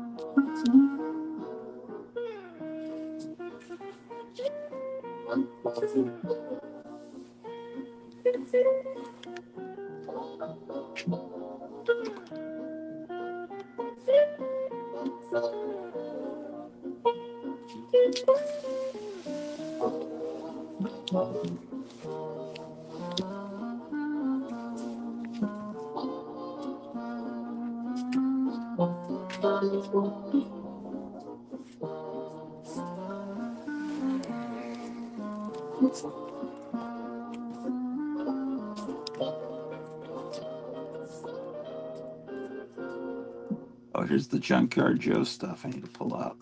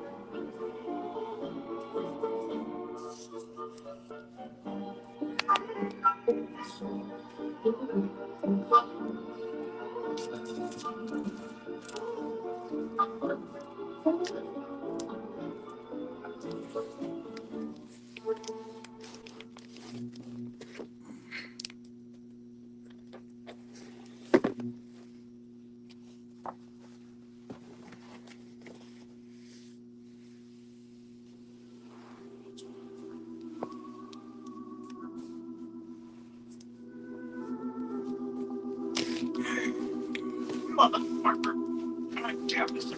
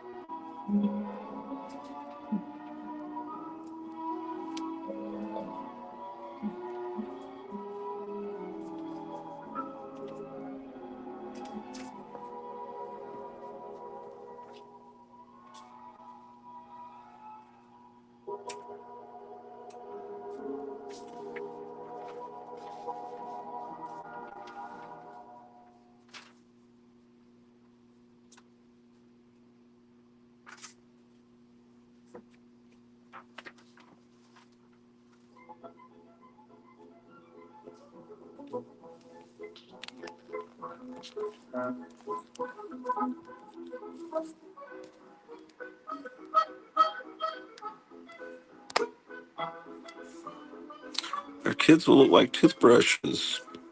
Oh, referring to the Empire Cup sloping of the electric razors. Well, it says, I've decided to be brave and try eating. Excellent. Meyer says 39 degrees and light rain. That's kind of what it's like here.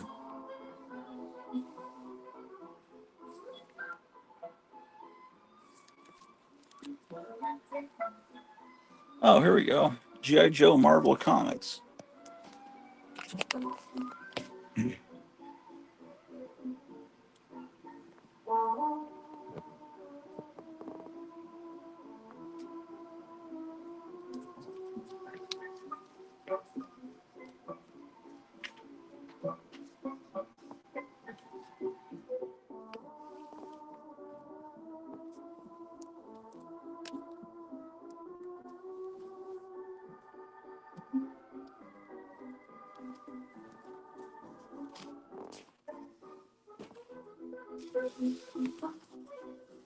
Oh, there's hardly anything in this box. It's just didn't buy these when I was a kid because they didn't exist. They started coming out when I was in college, and then later I realized, well, maybe it'd be fun to read these. And well, this one I've got is 6, but it's one of those reprints, I guess, that you got with the toys or something. Number 6.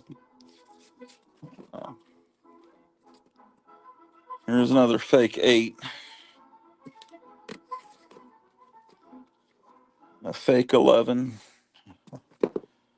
fake 12. None of these are even real comics. Here's 26. It's real. 27. I was going to put this. This is a modern G.I. Joe comic I was going to put in there.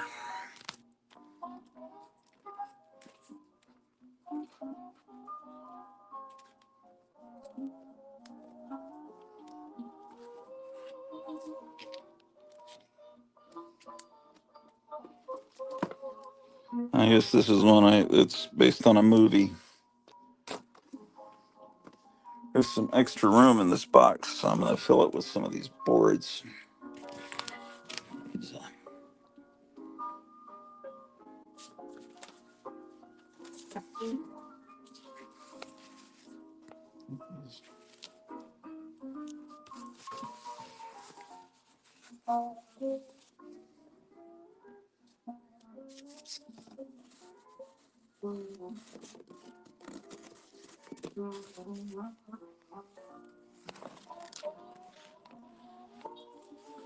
Found it. The razor that was on the shelf in the basement with all the stop motion monsters and sets. Oh, look what was in the middle. Some, nope. Got a bunch of those that some kid had cut off the front of their boxes after they made the model kits. Meyer says, well done, John. I hate that feeling. I can't get rid of it until I find what I misplaced. Yeah, we all know that feeling.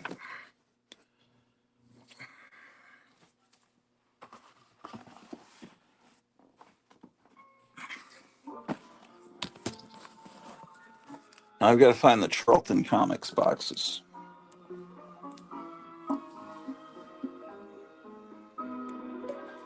There's Charlton Comics, Gold Key, Charlton Comics box 1. These didn't wind up in proper order. Where are the other? Maybe they're over here. Archie. I don't even know what's in some of these boxes.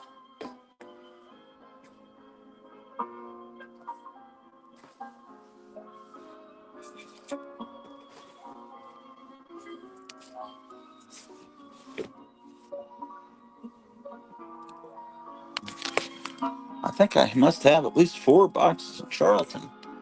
Gold Key, Charlton.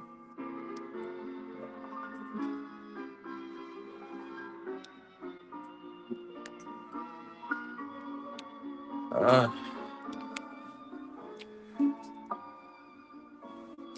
wonder what's in this box down here. That's probably Dennis the Menace.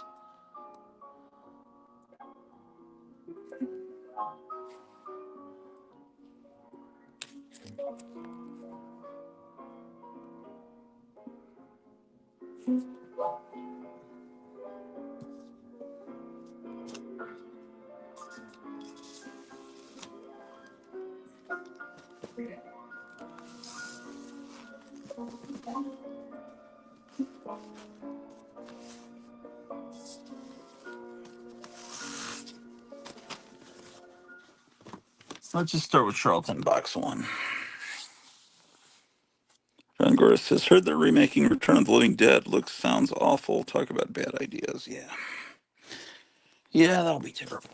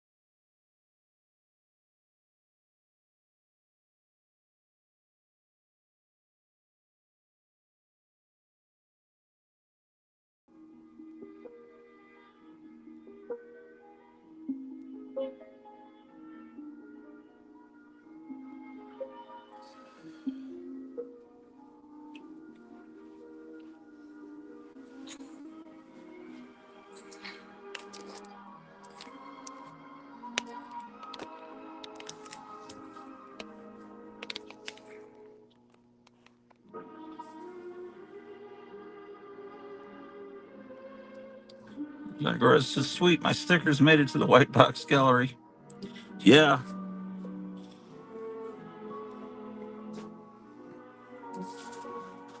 Charlton Comics. Box 1. This starts with Abbott and Costello and goes to H. Haunted.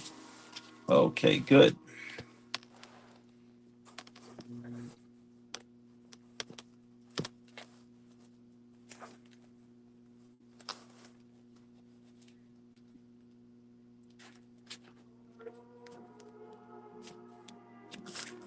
All these will fit in that box.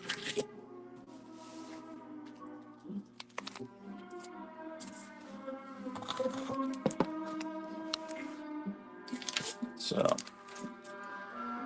Abbott and Costello. Okay. I don't know. Army War. You don't need to see all these. I'll show them to you later. If you guys want to, tell me in the comments or tell me somewhere. Probably in the comments, not in the chat, but in the comments. And I'll remember. Okay, so currently, my oldest Baron Werewolf's Haunted Library is number 22. Then I had 29 and 31 is actually one I bought when I was a kid. I remember that. And 33, I bought this when I was a kid too. And then 58.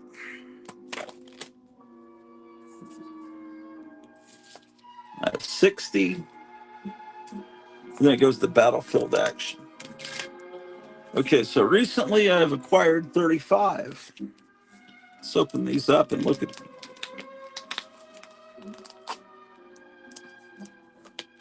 Oh, that's not smart. This is where I wrote the lyrics to that Jingle Bell Rock. I changed the lyrics. I wrote it on a box, on a piece of cardboard. Change it to be about like Sheena and other Jungle Girls. Okay, issue 35. The Voice from Beyond.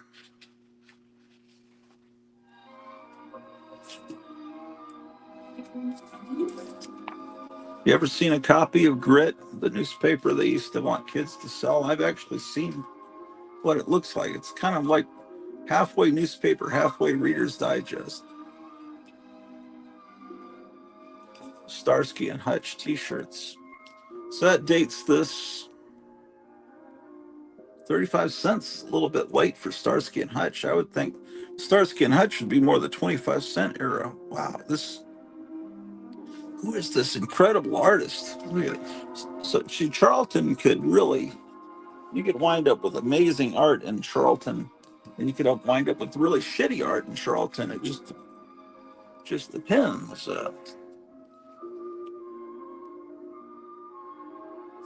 Yeah, this is pretty great.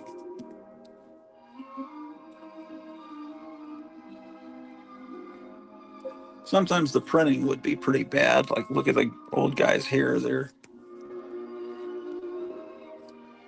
Look at this ad, The Magic Power of Witchcraft. And they put this, see, they should have had enough wisdom not to allow them, a witchcraft company, to advertise in this comic, but I don't know.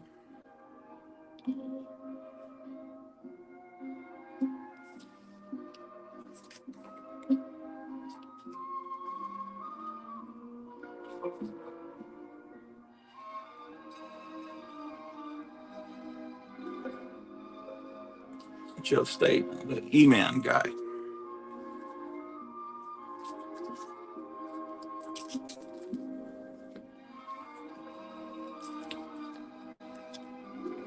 Uh,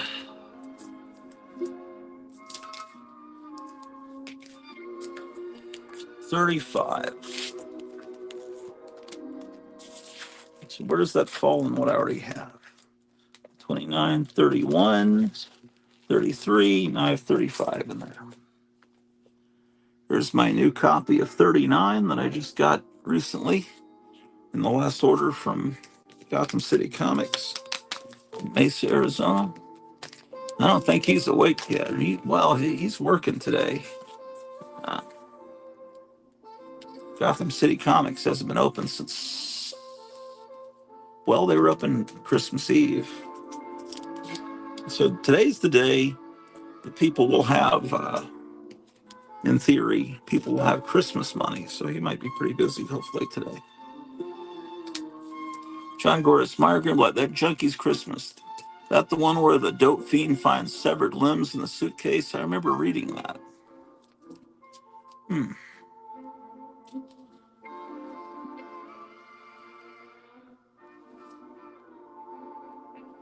Udanga's Curse. Udanga. Some more great artwork.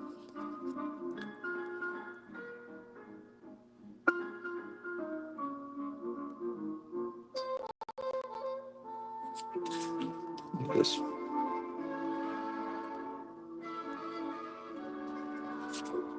Meyer says, yes, of course it's that film.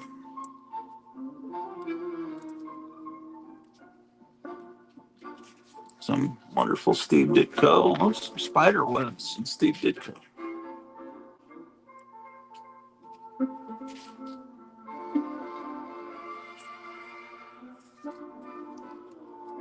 Steve Ditko is the guy that created Spider-Man, of course. There's even a little Doctor Strange looking stuff in here. He also created Doctor Strange. Just assuming that maybe some of you maybe knew. Develop fearsome defensive power with weighted wristlets. That's what the heavy metal guys were in high school, except they'd have big spikes on them.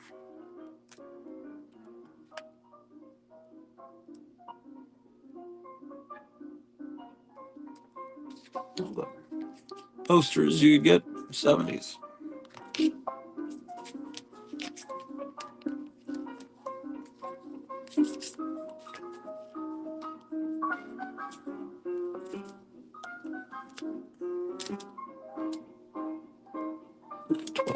We always have 12 people watching. Those 12 people are very faithful.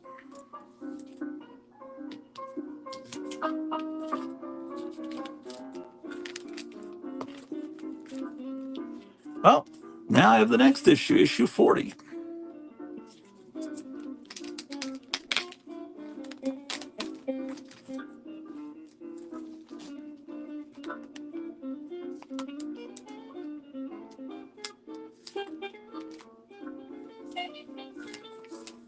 I mean, you don't see full you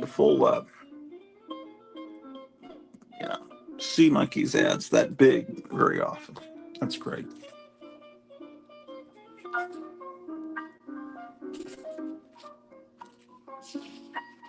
See, all those key issue idiots will never own this comic because it's not a key issue. It doesn't show up on their key issue app, and they'll never know this joy that Kamala Harris could not provide you. Baron Werewolf can. Baron Werewolf is Marv Wolfman's cousin.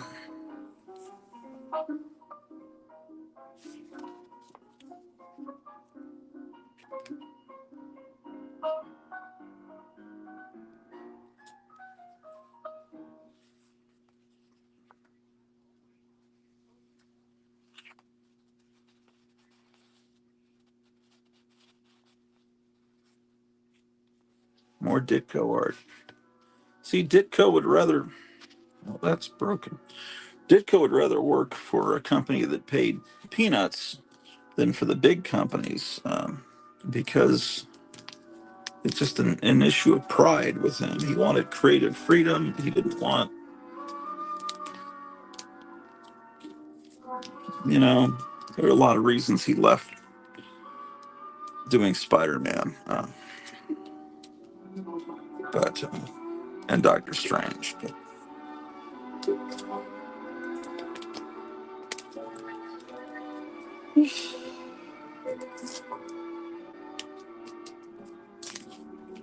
that's 40.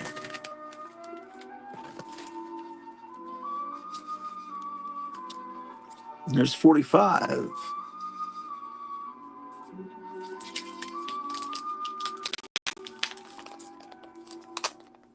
Can you even hear this music on? I don't know how this is held. If this is too loud, is it just right?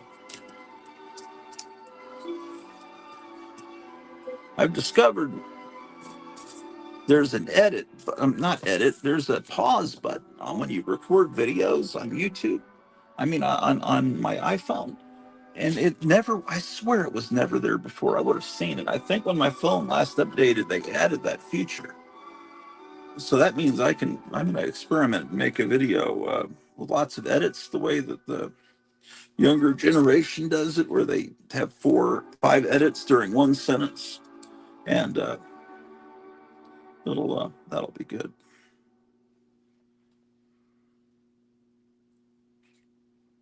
That'll be fun. Pretty good artwork here. Who is this artist, man? Artist? It just says, what is? Does it say Newton? The one at the bottom? I gotta know.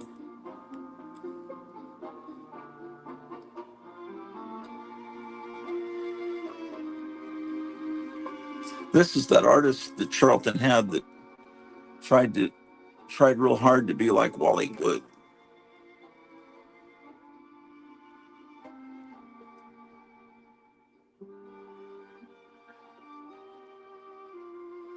This is good stuff.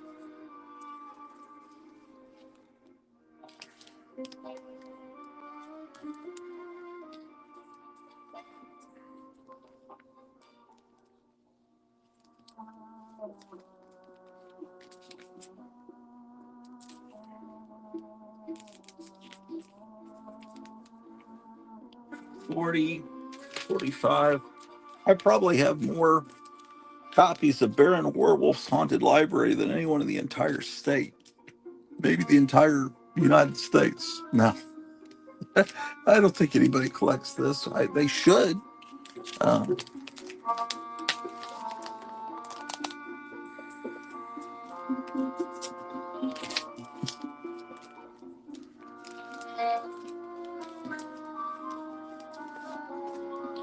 Oh, it's starting to hurt my back. I have to lay down here.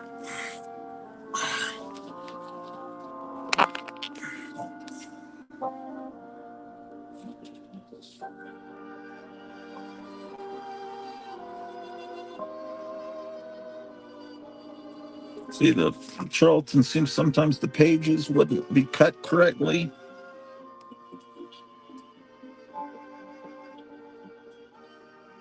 The story was always that the company was kind of partly run by gangsters, and that they had to keep the printing press going, but the printing press was really made to print cereal boxes, not comic books. And that's the story that everybody always, that's the story you hear.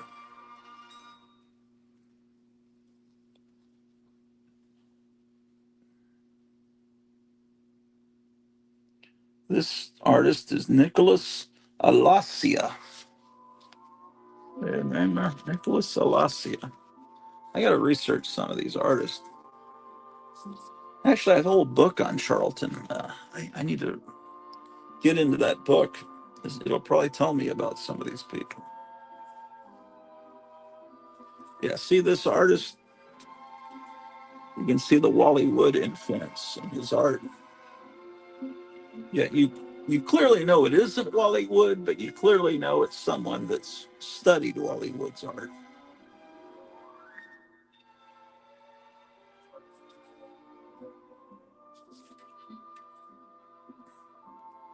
And this guy's name, he even signs it like Wally Wood. Wayne, I think it says Wayne Howard. You see it there? He signs it in that old English style that Wally Wood would use.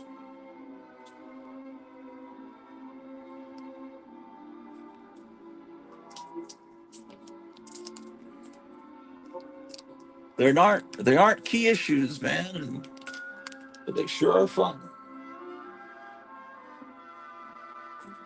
Do not listen to people on YouTube that say you should collect only key issues. It's you just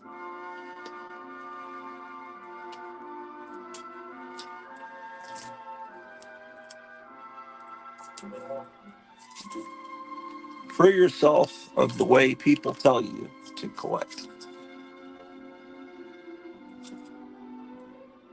And this is the last of the Baron Werewolves Haunted Library, or last of the ones I have, not the last of the series. It's issue 49. This one's all Ditko art.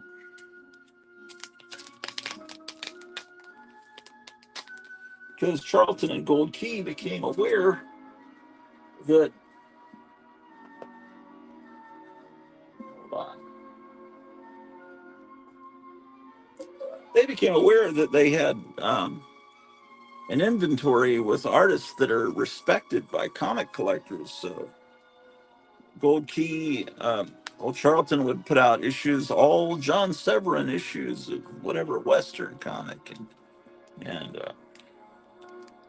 they especially knew they had something with all their Ditko art in their files.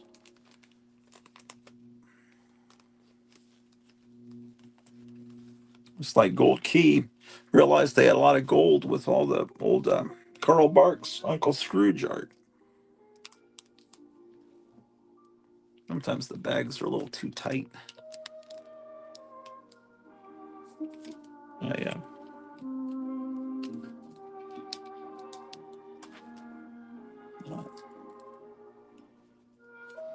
I think if I had my druthers, I'd put everything in Silver Age bags, even modern comics, because I just like the looseness.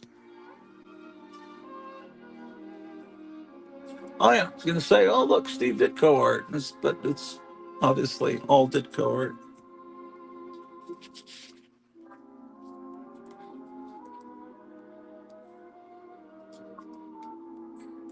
Make anyone do anything you mentally command with your mind alone. The famous Reverend de Prince, Dean of Prophet Power, invites you to enjoy a life of love, power, luck, riches, success, and secret knowledge. Use the magical legendary powers of oil to attract wealth, win in numbers, protect yourself, attract love, get real money, remove evil conditions, bring fast luck, win in any game of chance. Let your inner psychic powers go to work for you. All you need is oil. All you have to do is strike oil in your backyard like Jed Clampett. Then all those things will come to you.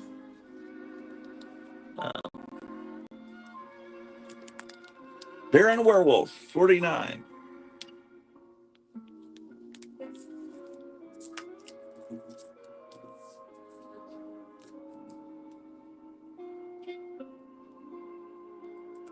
Yeah, hopefully I'll get a package tomorrow, but I wouldn't count on it. It'd probably be Saturday because the post office says it'll come tomorrow, so it probably won't come tomorrow. So, but there'll be a fun unpackaging when that arrives for you. Okay, now this Flintstones comic. Ew, this is in pretty bad shape. Yeah, Charlton artists even sometimes had trouble drawing even simple Hanna-Barbera drawings.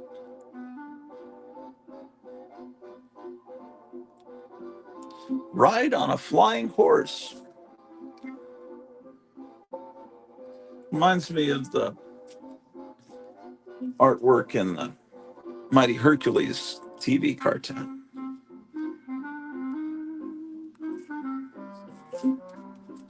I do not know why around, what was it, about 1970, it seems like, the Hanna-Barbera properties switched from Gold Key to Charlton. I don't know why they would have done that. It doesn't seem like it makes a lot of sense. E-Man. E-Man. Ooh, this is a great comic, but I think everybody's got it. Fantastic Giants, Conga and Orko. Seems like everybody on YouTube shows that comic. Fantastic Giants, fighting army, fighting Marines. Why is Flash Gordon in here?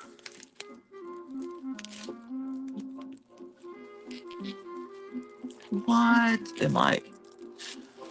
Okay, I put these King comic Flash Gordons in here just because Charlton did Flash Gordon for a while, but it makes no sense. And I'm getting a whole bunch of King comics in the mail tomorrow. So I'm going to pull those Flash Gordons and put them with the other King comics that are coming. So that's Flintstones and Pebbles, number 38. Here I have number 23. Holy smoke. I thought he was vomiting. Look, artwork's so bad. I mean, look at this. Hold on. Doesn't that look like Fred Flintstone's just vomiting? Let me.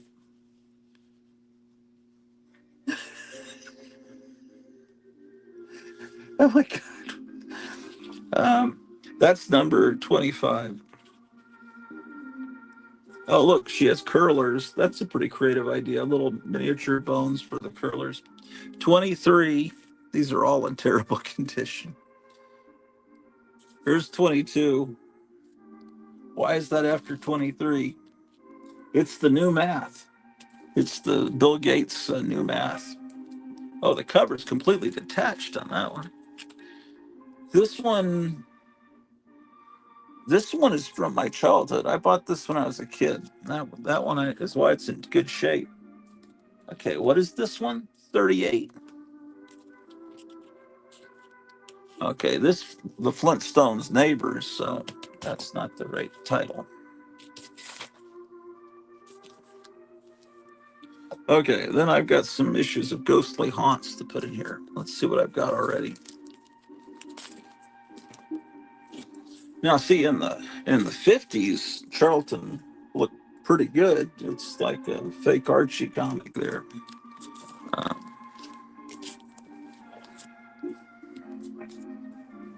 This is what's the price on this sucker? Oh, it's a 20 cent. Okay, so it's early 70s. I like this girl that's the hostess.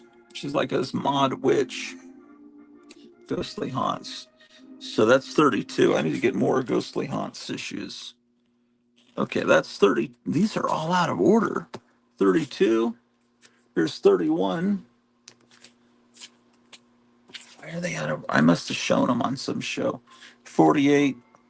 I must have gone on some show where people are showing Charlton Comics, and I put them in the wrong order. Here's 54. I remember buying that one. That's Ghostly Haunts, as opposed to Ghostly Tales. Now, Ghostly Tales, that's a guy hosting this one, and that's a 60s guy.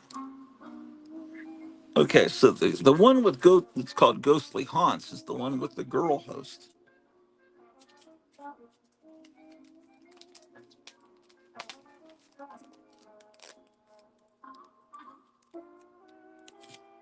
Oh, people are.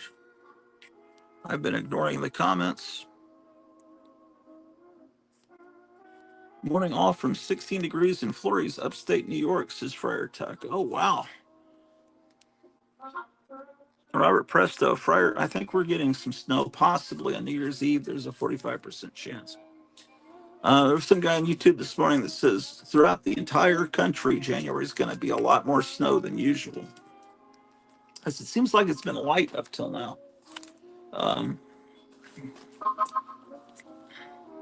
Robert Presto says, Friar Tuck, cool. I'm in Queens, New York. Yeah, that's where Peter Parker lives, right? Spider Dragon says, love the Jesus Christ Superstar poster. I agree. People who collect keys never probably read a comic. Missed out. Yeah, usually they're people that are too young to be nostalgic for this stuff because they were maybe born in the 90s or something. Or they came of age. Yeah, who knows, man? It's a shame. Spider Dragon, nice comic box stickers. Thank you. This is look at this guy, man. He's got a little peace sign.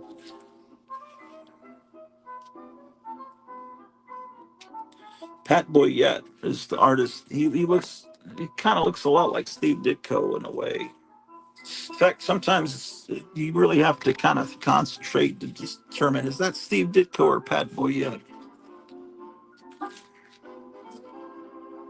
So she's always posing. The I guess she just every time she appears, she's in a different. She's like a runway model.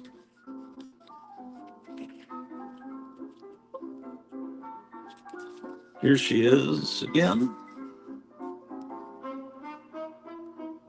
Here's that guy again, Howard. That look at her eyes there. Is that?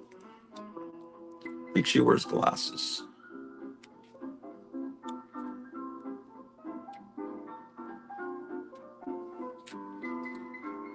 What's going on here, man? Look at this page here. It's saying, congratulations, Baron, on being given your own book. What's it called? Nice of you to ask, Dr. Graves. It's called Baron Werewolf's Haunted Library, and it's on sale at your newsstand right now. So this is when Baron Werewolf's Haunted Library first became a thing. And I remember this ad with for the freaks. It's a book about freaks that you could order.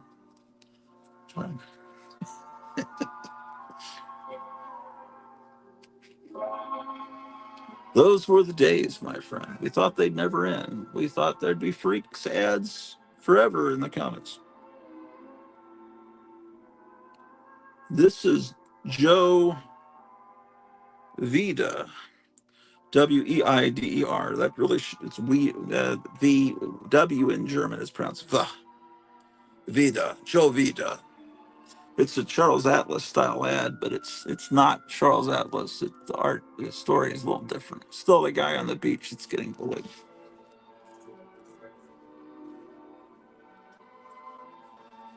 Karate. Comics from Golden Age to Present. Passaic Book Center. When did the term Golden Age start being used? Probably mid 60s. So this is March 75.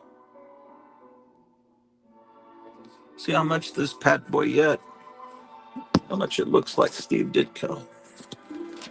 Oh, this is great. People are continuing to talk here.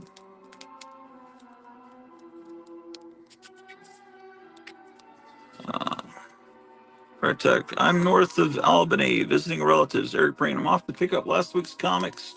No illusions that this week's will be there. They should be. I think. Yeah, Kevin got the comics. He just hasn't been open to sell them. And I think the on Thursday night, I think, is when he normally gets the books for next week. Robert Presto says, Friar Tuck, you have a great football team. The Buffalo Bills, says Robert Presto. Where did I put the piece of tape off this? Oh, I put it on the tripod leg. Yeah. Okay, 43.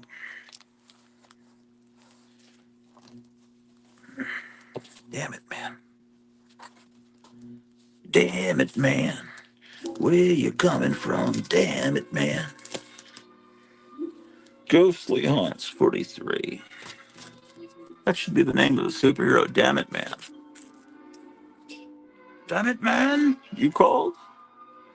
Ghostly Haunts, 43. Okay.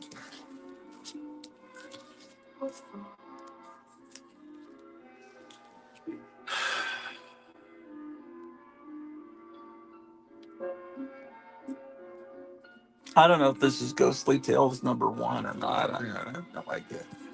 Ghostly Tales 1. This is 74. That probably was another one. 74. What is this one? I just got it. Oh, this is 102. Ghostly Tales had been around longer. Ghostly Tales 86. It's trying. The Anatomy. Uh,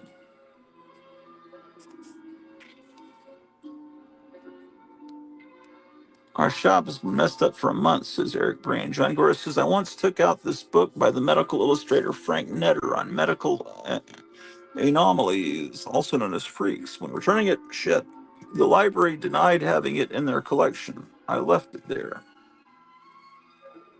John Goris, I could kick myself for not walking away with it then.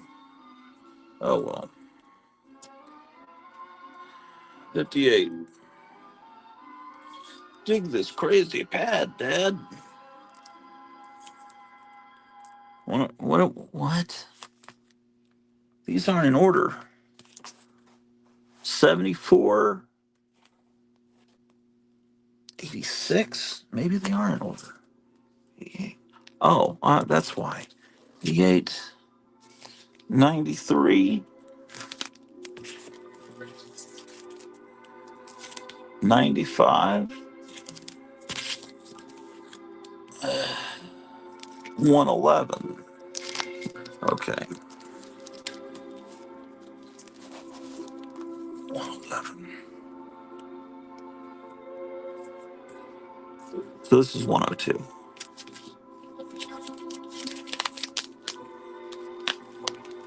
Well,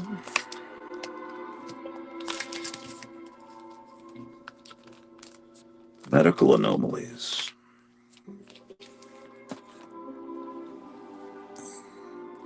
This one's had some water damage. Crash diet, lose up to 5 pounds overnight with food poisoning. They ship you some shrimp that's make you sick. Letters to the haunted house. Yeah, this one's not in the best of condition. Sorry. Train now for a great career as a police officer or detective.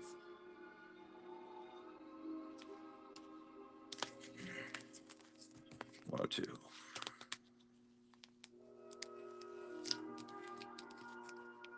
What are these humans talking about?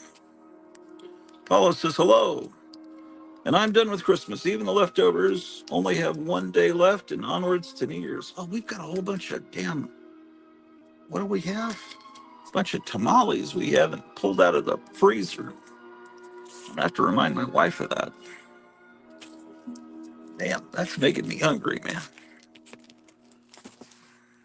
11, 118. Okay. 120. And I'm done with Christmas, even, yeah, onwards to yours.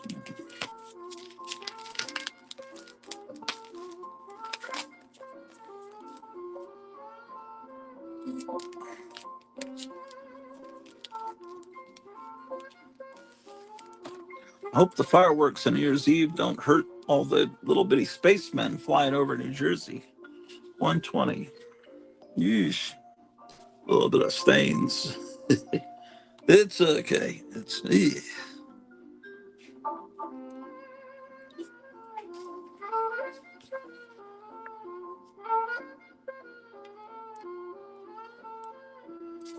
Steve Ditko, ladies and gentlemen.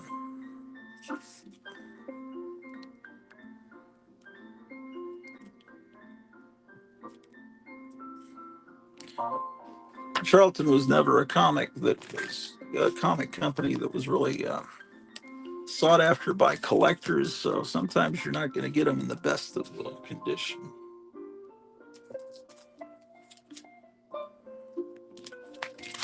Ghostly Tales 111, 120. That's 118. Then it moves to Ghost Manor. They had a million of these horror comics. Ooh.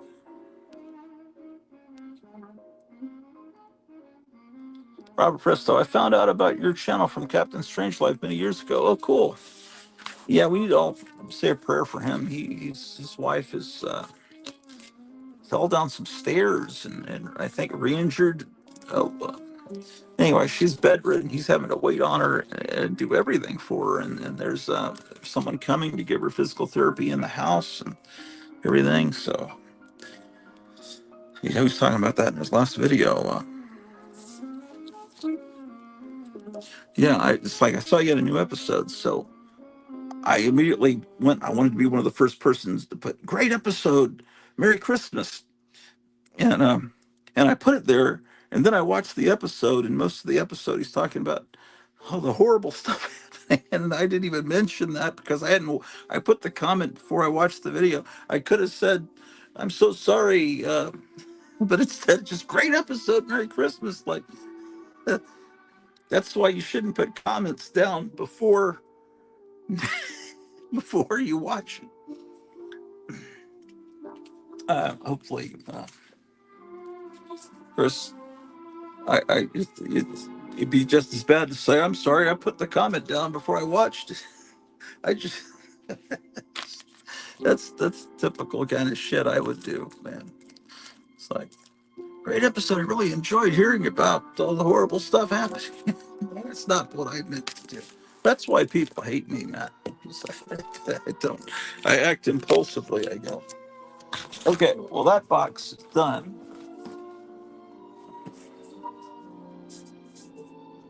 Uh,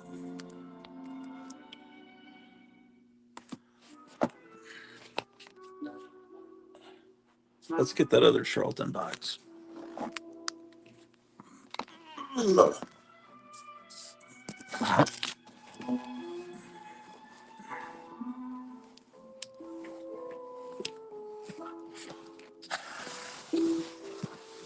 Is it lunchtime yet? What the hell time is it? 10:14. Oh, I got it. Alex Jones starts in 46 minutes. What am I even doing? Gotham City still waiting on this week's diamond shipment.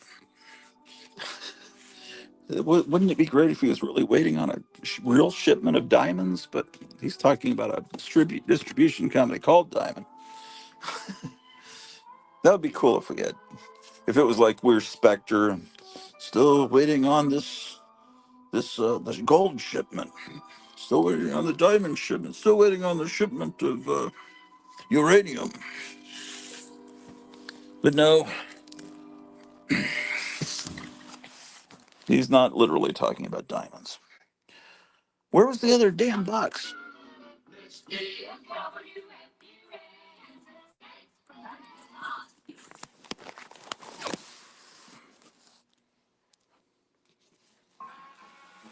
Hey, chicks, lend an ear, 'cause Elvis is here with an invite just for you.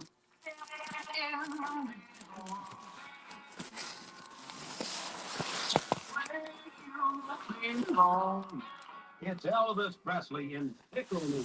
Elvis. And Ian Wrangler on a dude rant. Not just any dude rant. This one's damn Man. tall girls, slim girls, short girls, blonde girls. It's Elvis belting out non-stop super sensational songs. Knight Rider, I'm Yours, Dirty, Dirty Feeling, I Feel I've Known You Forever. Gotham says Christmas Eve was a war zone here with gunshots and fireworks. At least one person took an ambulance ride. No silent night here. Oh shit! I don't think we heard any fireworks here. See Elvis Presley in Tickle Me in Panavision and Deluxe Color. Damn. And hear Elvis sing his songs on RCA Victor Records. Tickle Me from I've heard Allied of Artists. fireworks on New Year's Eve. When did Christmas Eve become a fireworks thing, man? That's weird. Sorry to hear that, man.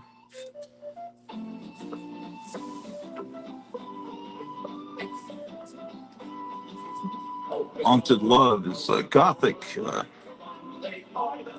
horror for girls. I like Dark Shadows. And they did a Hercules comic. Everybody did a Hercules comic. Marvel, DC. Coca-Cola and lots of it. Nothing soft about the taste Okay. of Coke. It's unmistakable. All right, this will be good. Your spirits, boosts your energy, gives you the This refreshment. is Love Diary. Pick up a garden tomorrow. And for extra fun, take more than one.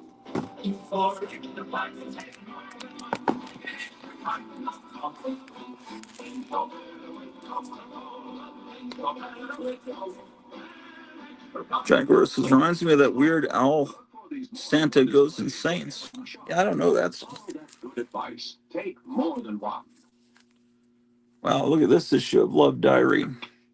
There's a free pinup poster of David Cassidy inside. Of course, it's going to be a line drawing like that, not a photograph. So I'm sure a lot of girls were disappointed.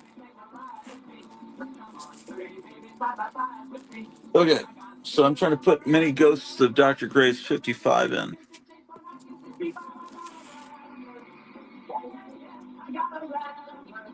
I have the very first issue. How about that? Look at all that text you're expected to read. If you had read that at the 7-Eleven, the guy behind the counter would have said, "This isn't a library." Really? The 7-Eleven's not a library? I thought it was. I didn't even see where they put the issue numbers. At this point in the 60s, you must have had to have opened it like Gold Key to find out. Okay, that must have been 2 because this one's 3. What am I trying to put in here? Issue 55 from the 25-cent mid-70s there. 3. Oh. Number 6. Number 7. I've got a lot of Many Ghosts to Dr. Gray's. 9. I think a lot of these were sent to me from Charlton 66. He had duplicates. I haven't heard from him in a while. Tim. He's not mad at me. Here's a reprint from the 70s of 12, 14,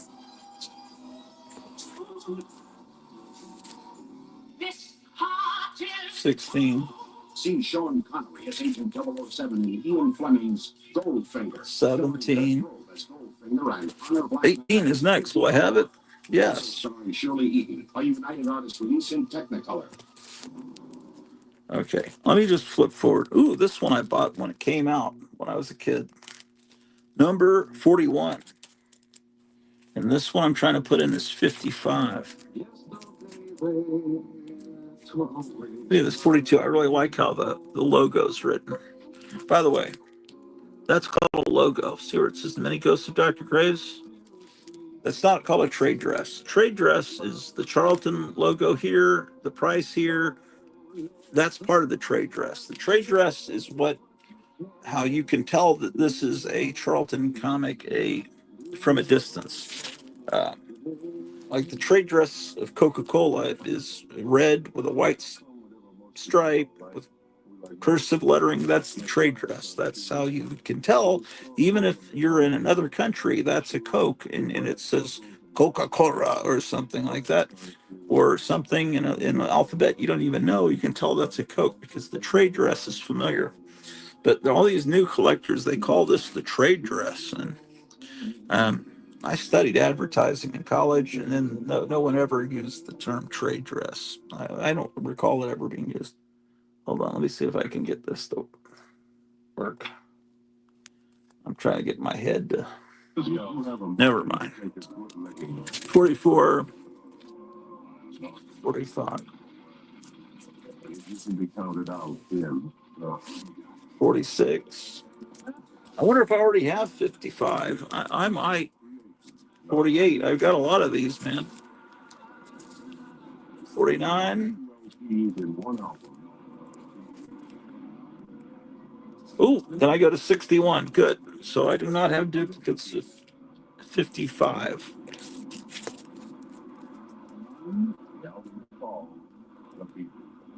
Ooh, 61. See, I already have a 61. That's okay. This 61's in better shape than my old 61.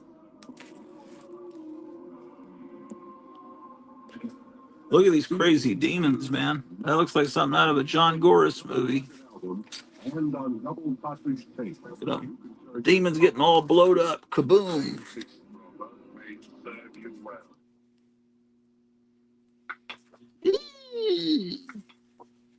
Fantastic entertainment. Let's suppose you just come up with a new soft drink. A tart and tingling The soft, Hellfire Club. clear, brisk, and bubbly, and it was called Sprite. How could you let anyone know what it tasted like? So that two issues of 61. Then, Well, one way. oh, I bought this one when it came out. Oh, that one I know. And that's the last issue. I don't know when that comic ended. Like this. Here's Midnight Tales. Here's that guy that draws like Wally Wood again. And then you could add some words. Look at that. Mix it all He together. even he definitely is a fan. He's drawing some Mars Attacks Martians down there. Look at that, which are really creation. The Mars Attacks Martians are based on a weird science cover that Wally Wood did. Yeah, it's definitely Wayne Howard. I need to look up Wayne Howard and find out more information about it. Now you know what's right. Santa ain't ever coming back around these parts. What are they trying? Maybe they're trying to shoot down drones, Kevin. You say you have a lot of drone activity in Mesa, Arizona.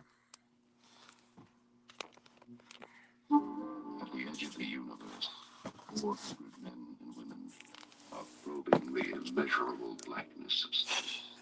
Their leaders are an Earthman with no fear and a stranger with no heart. Travel beyond our time and solar system. Ooh, more. Galaxies into worlds beyond your dreams. Star Trek every week in color on the NBC television.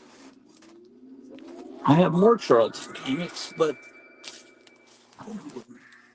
Midnight Tales. I don't know if they would fit in this box. Or when does this box end? Oh shit. I want to eat some tamales, man.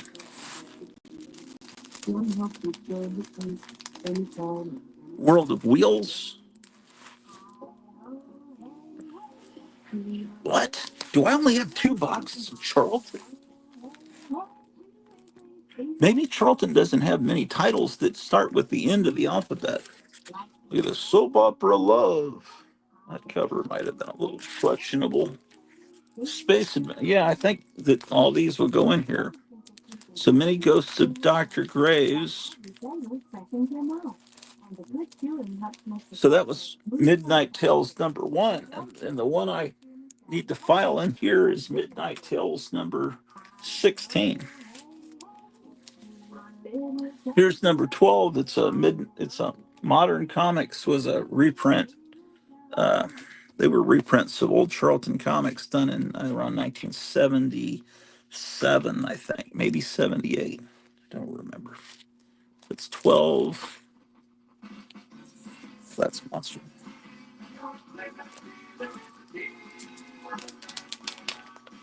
I'm a Plymouth dealer, a dealing man. And right now I'm giving the best deal ever on that new, fast-moving Plymouth Fastback, the Plymouth Barracuda. Hey, man, the name of the Plymouth Fastback is Eee. Barracuda. I know. I can't pronounce Baccaruda. Hey, that's a bad scene, man. I mean, like you'd be in You can have a career as in law enforcement or as a radio DJ or maybe drooling on the back of a comic book.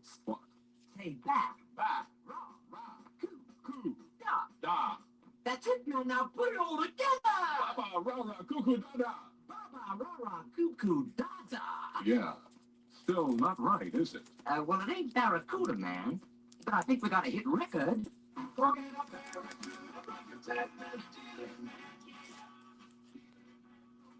Charlton 66 is the only other person I know that when they look at vintage comics, they listen to vintage music and vintage commercials. I bet Meyer does it too. Actually, I take that back because it's all part of the experience. Listen to this Batman ad. Listen. Batman and Robin color portrait, $1. Batman Periscope, 77 cents. Batman doll, only $9.98. Batman horn, 77 cents. Batman card game, exciting fun for $1.19. Batman game by Milton Bradley, only $2.66. Batman and Robin button, 33 cents. Authentic cape and mask, 99 cents a set. Batman belt, only $1, and a wrist radio for only $3.99. Now at 7 Big Penny stores, North Park, Big Town, Richardson, Casa View, and Lancaster, Keyston, Dallas, Seminary South, and Richland Hills, and Fort Worth.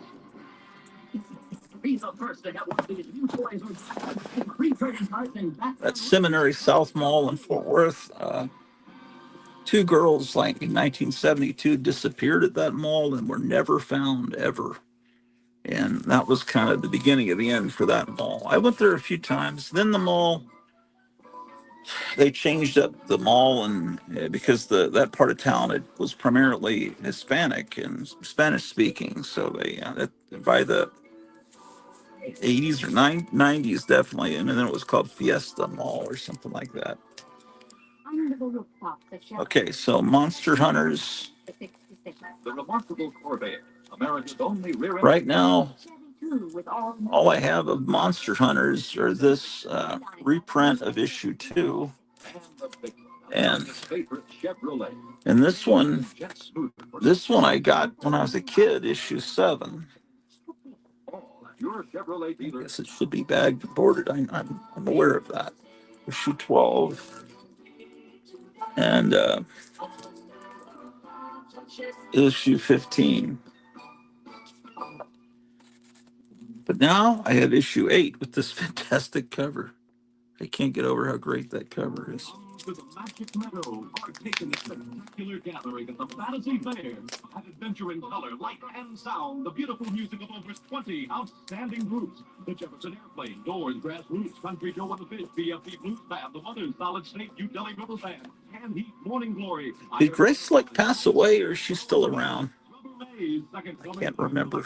Breed, Transatlantic Flash, Sunshine Company, and many more. Forest and Meadow Frogman. The Valley of Dancing, Geodesic Dome Light Show by the Osley Light Company. Yeah, they hunt monsters in this. There's some term that this new generation has for monster type creatures. Is it cryptids or something like that? Like the chupacabra and stuff. And 16th, 10 a.m. to 6 p.m. RGB production advance tickets at Wallington, all mutual ticket agencies, $3 to $3.50 at the gate. 93 KHJ.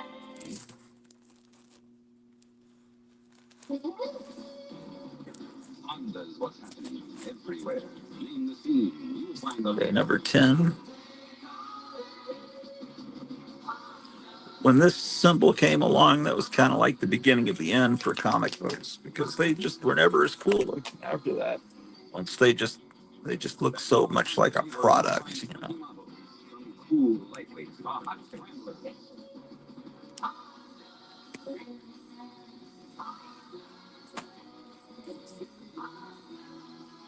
I thought the cover was loose, but it's just Precision four-stroke engines. it just printed wrong. Look, it looks like the cover's loose, like, but in reality, it just they printed it wrong. They would do that, but then you know you got entertainment like this. Oh my gosh, they hit her in the back of the head with a rock.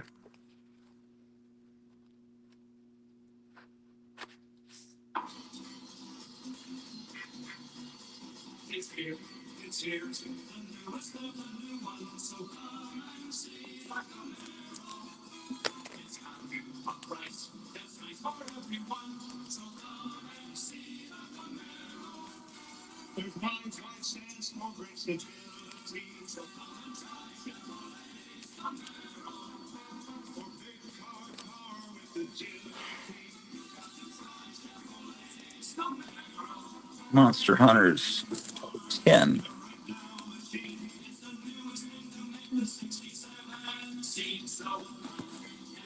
Ooh, and I have number 12, and then I have 11.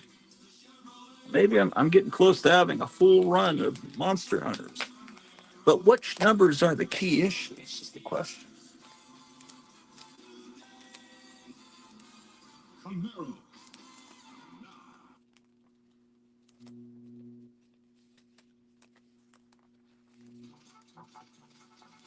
A symphony of sound. I had no idea I only had 2 boxes of Charlton Comics. That's insane.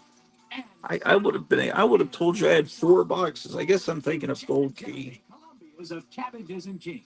It's the wildest, most way out album you've ever. These were their Space 1999 magazine that had great artwork in it from Neil Adams? I know that Ray Morrow did art. This is really something else. This dates the comic. You got the Farrah Fawcett poster, Starsky and Hutch, this Linda Carter poster, and Rocky. Space 1999 still being around. It's right, January 78. So at that point, Star Wars was still in theaters. Came out May of 77. Columbia Records. Available now wherever records are sold.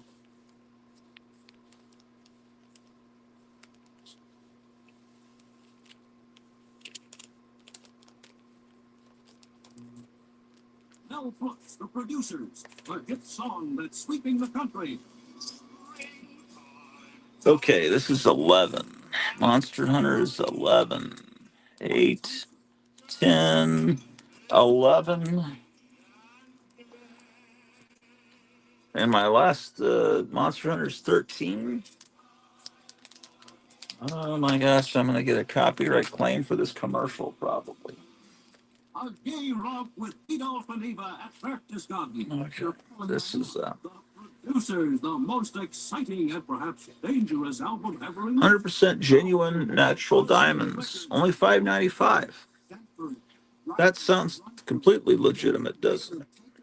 Skip, jump, turn, twist, and jump and fall. Completely real. And buy it. If it's sold out, hang around. The truck is due on Friday. If I have the money, I got it.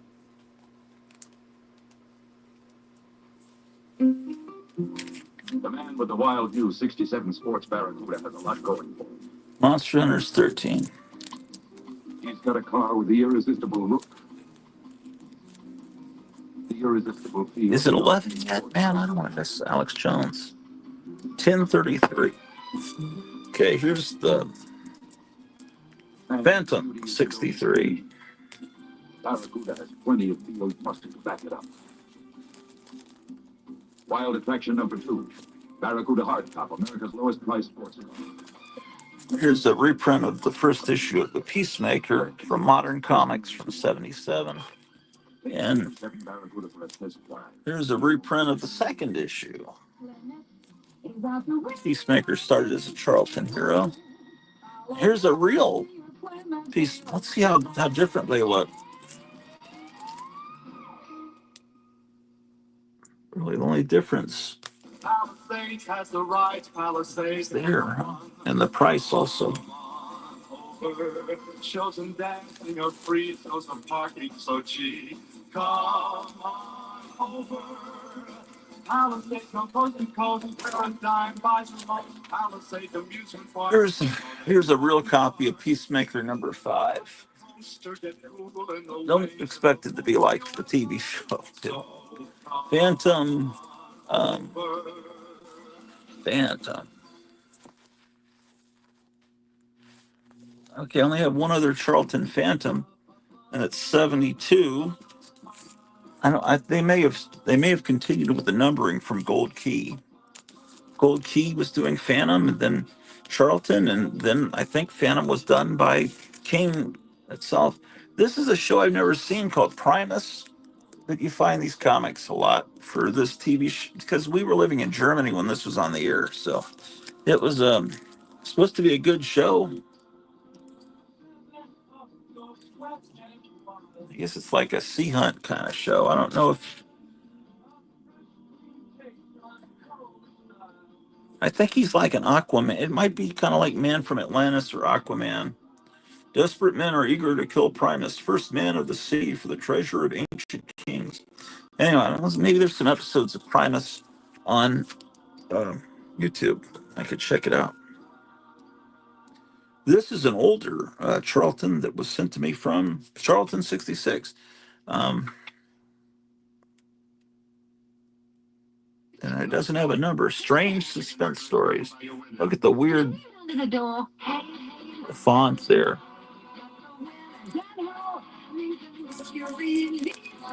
I want a dog sled. My dog prefers to ski.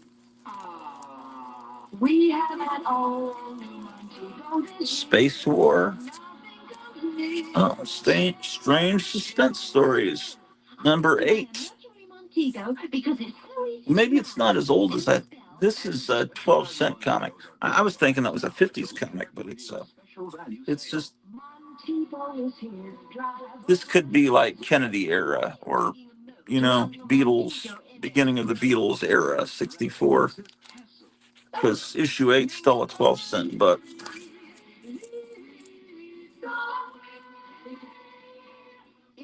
Here's what Charlton looked like in the 50s. Yeah, they had this little logo there. So, oh yeah, well that's all the new Charlton books have been filed.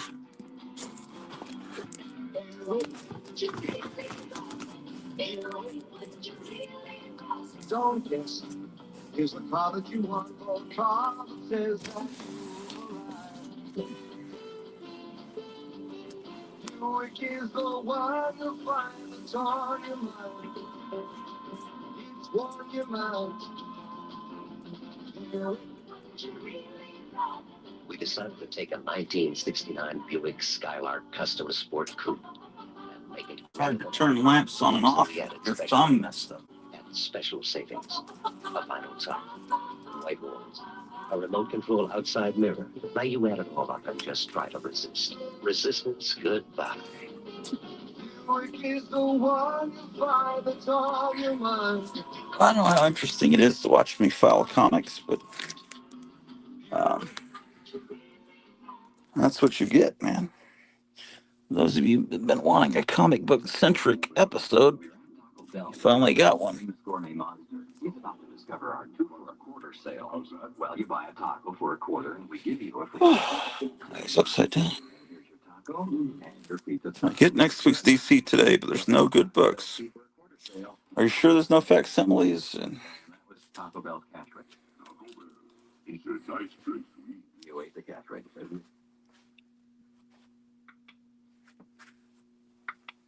okay, where's my glasses? Ah, here we go. Now my lovely and beautiful assistant, Wanda, will pass among you and select a volunteer who will help me with my next trick. Anyway, it's been the Orloff show. So, okay, you will for certain attest to the fact that we have never met before, and that I have nothing up my sleeves, nor do I have any pigeons or fowls. Oh, I should file this. Give me your okay. It's a facsimile of a Treasury edition, and I have the Treasuries over here. So there you are, 17 jewels and a baby chicken. Now for my next and final trick, I will endeavor to sell you all a copy of this phonograph record by the shop. Marvel, DC. Don't be skeptical. All I do is repeat the magic words. I don't know. I'm not necessarily putting it in the right place. And it works every time.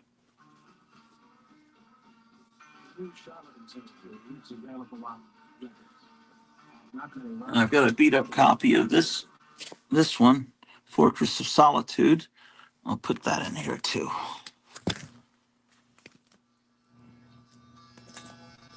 If there's anything you'd like to see in an episode soon, I'll be glad to show you. If you want to see all the Treasury editions, if you want to see whatever the heck. The Woodstock Music and Art Fair, the 3-day Aquarian Exposition, will be held at White Lake in the town of Bethel, Sullivan County, New York.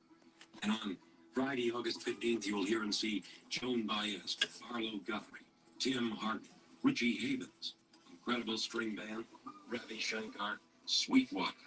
Saturday, August 16th, Canned Heat, Creedence Clearwater, Grateful Dead, Keith Hartley, Janis Joplin, Jefferson Airplane, Mountain, Santana, and The Who. On Sunday, August 17th, The Band, Jeff Beck, Blood, Sweat, and Tears, Iron Butterfly, Joe Cocker, Crosby, Stills, and Nash, Jimi Hendrix, The Moody Blues, and Johnny Winter. Tickets are available by mail. It's kind of an all-star lineup, isn't For it? any 1 day, it's $7. Any 2 days, $14. And for all 3 days, $18. A special 2-day ticket available by mail only for $13. For tickets and information, write to Woodstock Music and Art Oh, it's Fair, Woodstock. Box 996. It's an ad for Radio Woodstock. No Station wonder it sounds like an all-star lineup. 19, or telephone Murray Hill 70700. MU Murray Hill 70700. So remember, the Woodstock Music and Art Fair is being held at White Lake in the town of Bethel, Sullivan County, New York.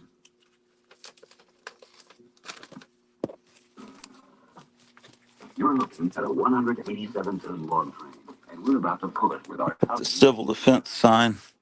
In case there's a nuclear disaster, which could happen at any minute, really.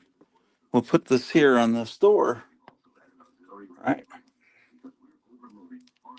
So if there is a disaster, you need, to go through this door and get on this elevator and go down to the basement, right? So I gotta take some clothes down to wash. So, oh, there's the hammer. I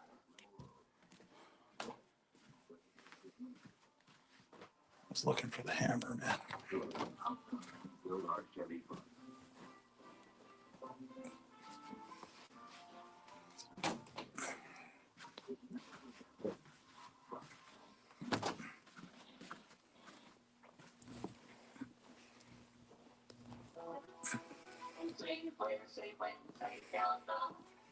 Yeah, we got to make some tamales, man. Oh, you want to see the 8mm reels? Yeah. Thank you. Um, put it, Kevin. Put that comment down, not in the chat, but actually below the video, because then that stuff I see. Because once the show's up, I don't really see the comments, and that'll stick in my mind. Yeah, those are in the closet. I'd show them to you right now, but that's the room my wife's in right now. But I'll get in that closet and I'll show you. Okay, what are people saying? Uh, Facsimiles of new books is all, yeah. They're facsimile of something that, yeah. Stephen, y'all, I'm sorry if I mispronounced your name. Happy New Year, Gratu. Greetings from Woonsocket, Rhode Island. 8mm reels. Yeah, the ones I've got are Super 8. Actually, I do have a few 8mm from early 60s. My family, like Woody Woodpecker and stuff like that. And, Hopalong Cassidy, that kind of thing.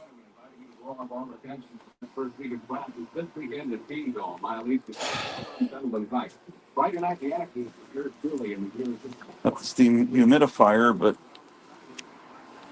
it hasn't had to be emptied because there's not much humidity up here at all. Oh, Kevin, this is all I've got of that calendar that you were talking about is the mole man, the mole person, and Dracula. Does the Dracula have that blue tint to it, or is that just lighting? Because that looks wonderful. That looks almost like a famous monsters painting. School dying all too soon. That's why Block's invites you to plan ahead with a visit to Block's store near where you live for a look at the new jumper selections for fall. This year, the fall fashion focus is on jumpers worn on their own, over a blouse, a sweater, or pants, so that's great layered look. Blocks have all these great new looks for your picking and choosing right now. Tunics, cobblers, suspenders, wraps, coatmen. There's plenty of swing and pleats and neckline interests, too. Great new colors and the wildest assortment of fabrics and patterns you've ever seen. Blocks has them all for you now in the sportswear and dress collection. In Missy and junior sizes at all 4 great block stores. And they're priced to suit any pocketbook. Get the jump on the season. Choose your fall fashion jumpers now. I did get something accomplished today. I've got some organizing done. Buying a diamond from the Shane Company Wholesale Diamond Importers is like buying a car direct from the factory in Detroit. The Shane Company actually invites you to compare its diamonds for brilliance, color clarity, cut, and perfection, with diamonds costing as much as 40% more, and guarantees in writing that you can't match them. Before you buy a diamond, visit the Shane Company Wholesale Diamond Importers, 7th floor, Roosevelt Building, 9 North, Illinois, where after 3 generations of wholesale diamond importing, they are now open to the public. There's another John Gora sticker. The Israeli army says its jets hit Egyptian military positions today on Egypt's east coast. The brief announcement said the planes returned unharmed. It's the 4th day of aerial activity along the ceasefire. Here's the elf on the stereo. By the way, try our sponsor, Cat Spear, and their sister soda, Liquid Death, ladies and gentlemen. Well, let's turn off the radio. I'm hungry and I want to eat tamales, ladies and gentlemen.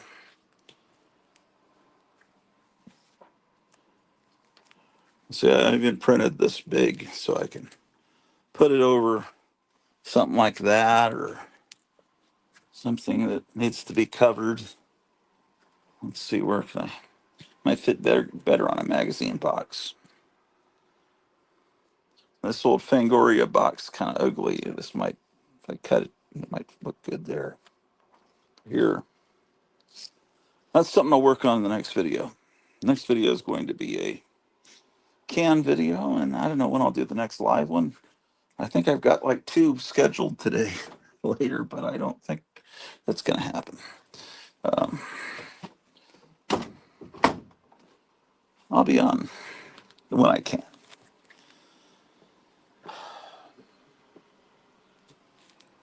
So I will be seeing you, ladies and gentlemen. Goodbye, Mr. Bond.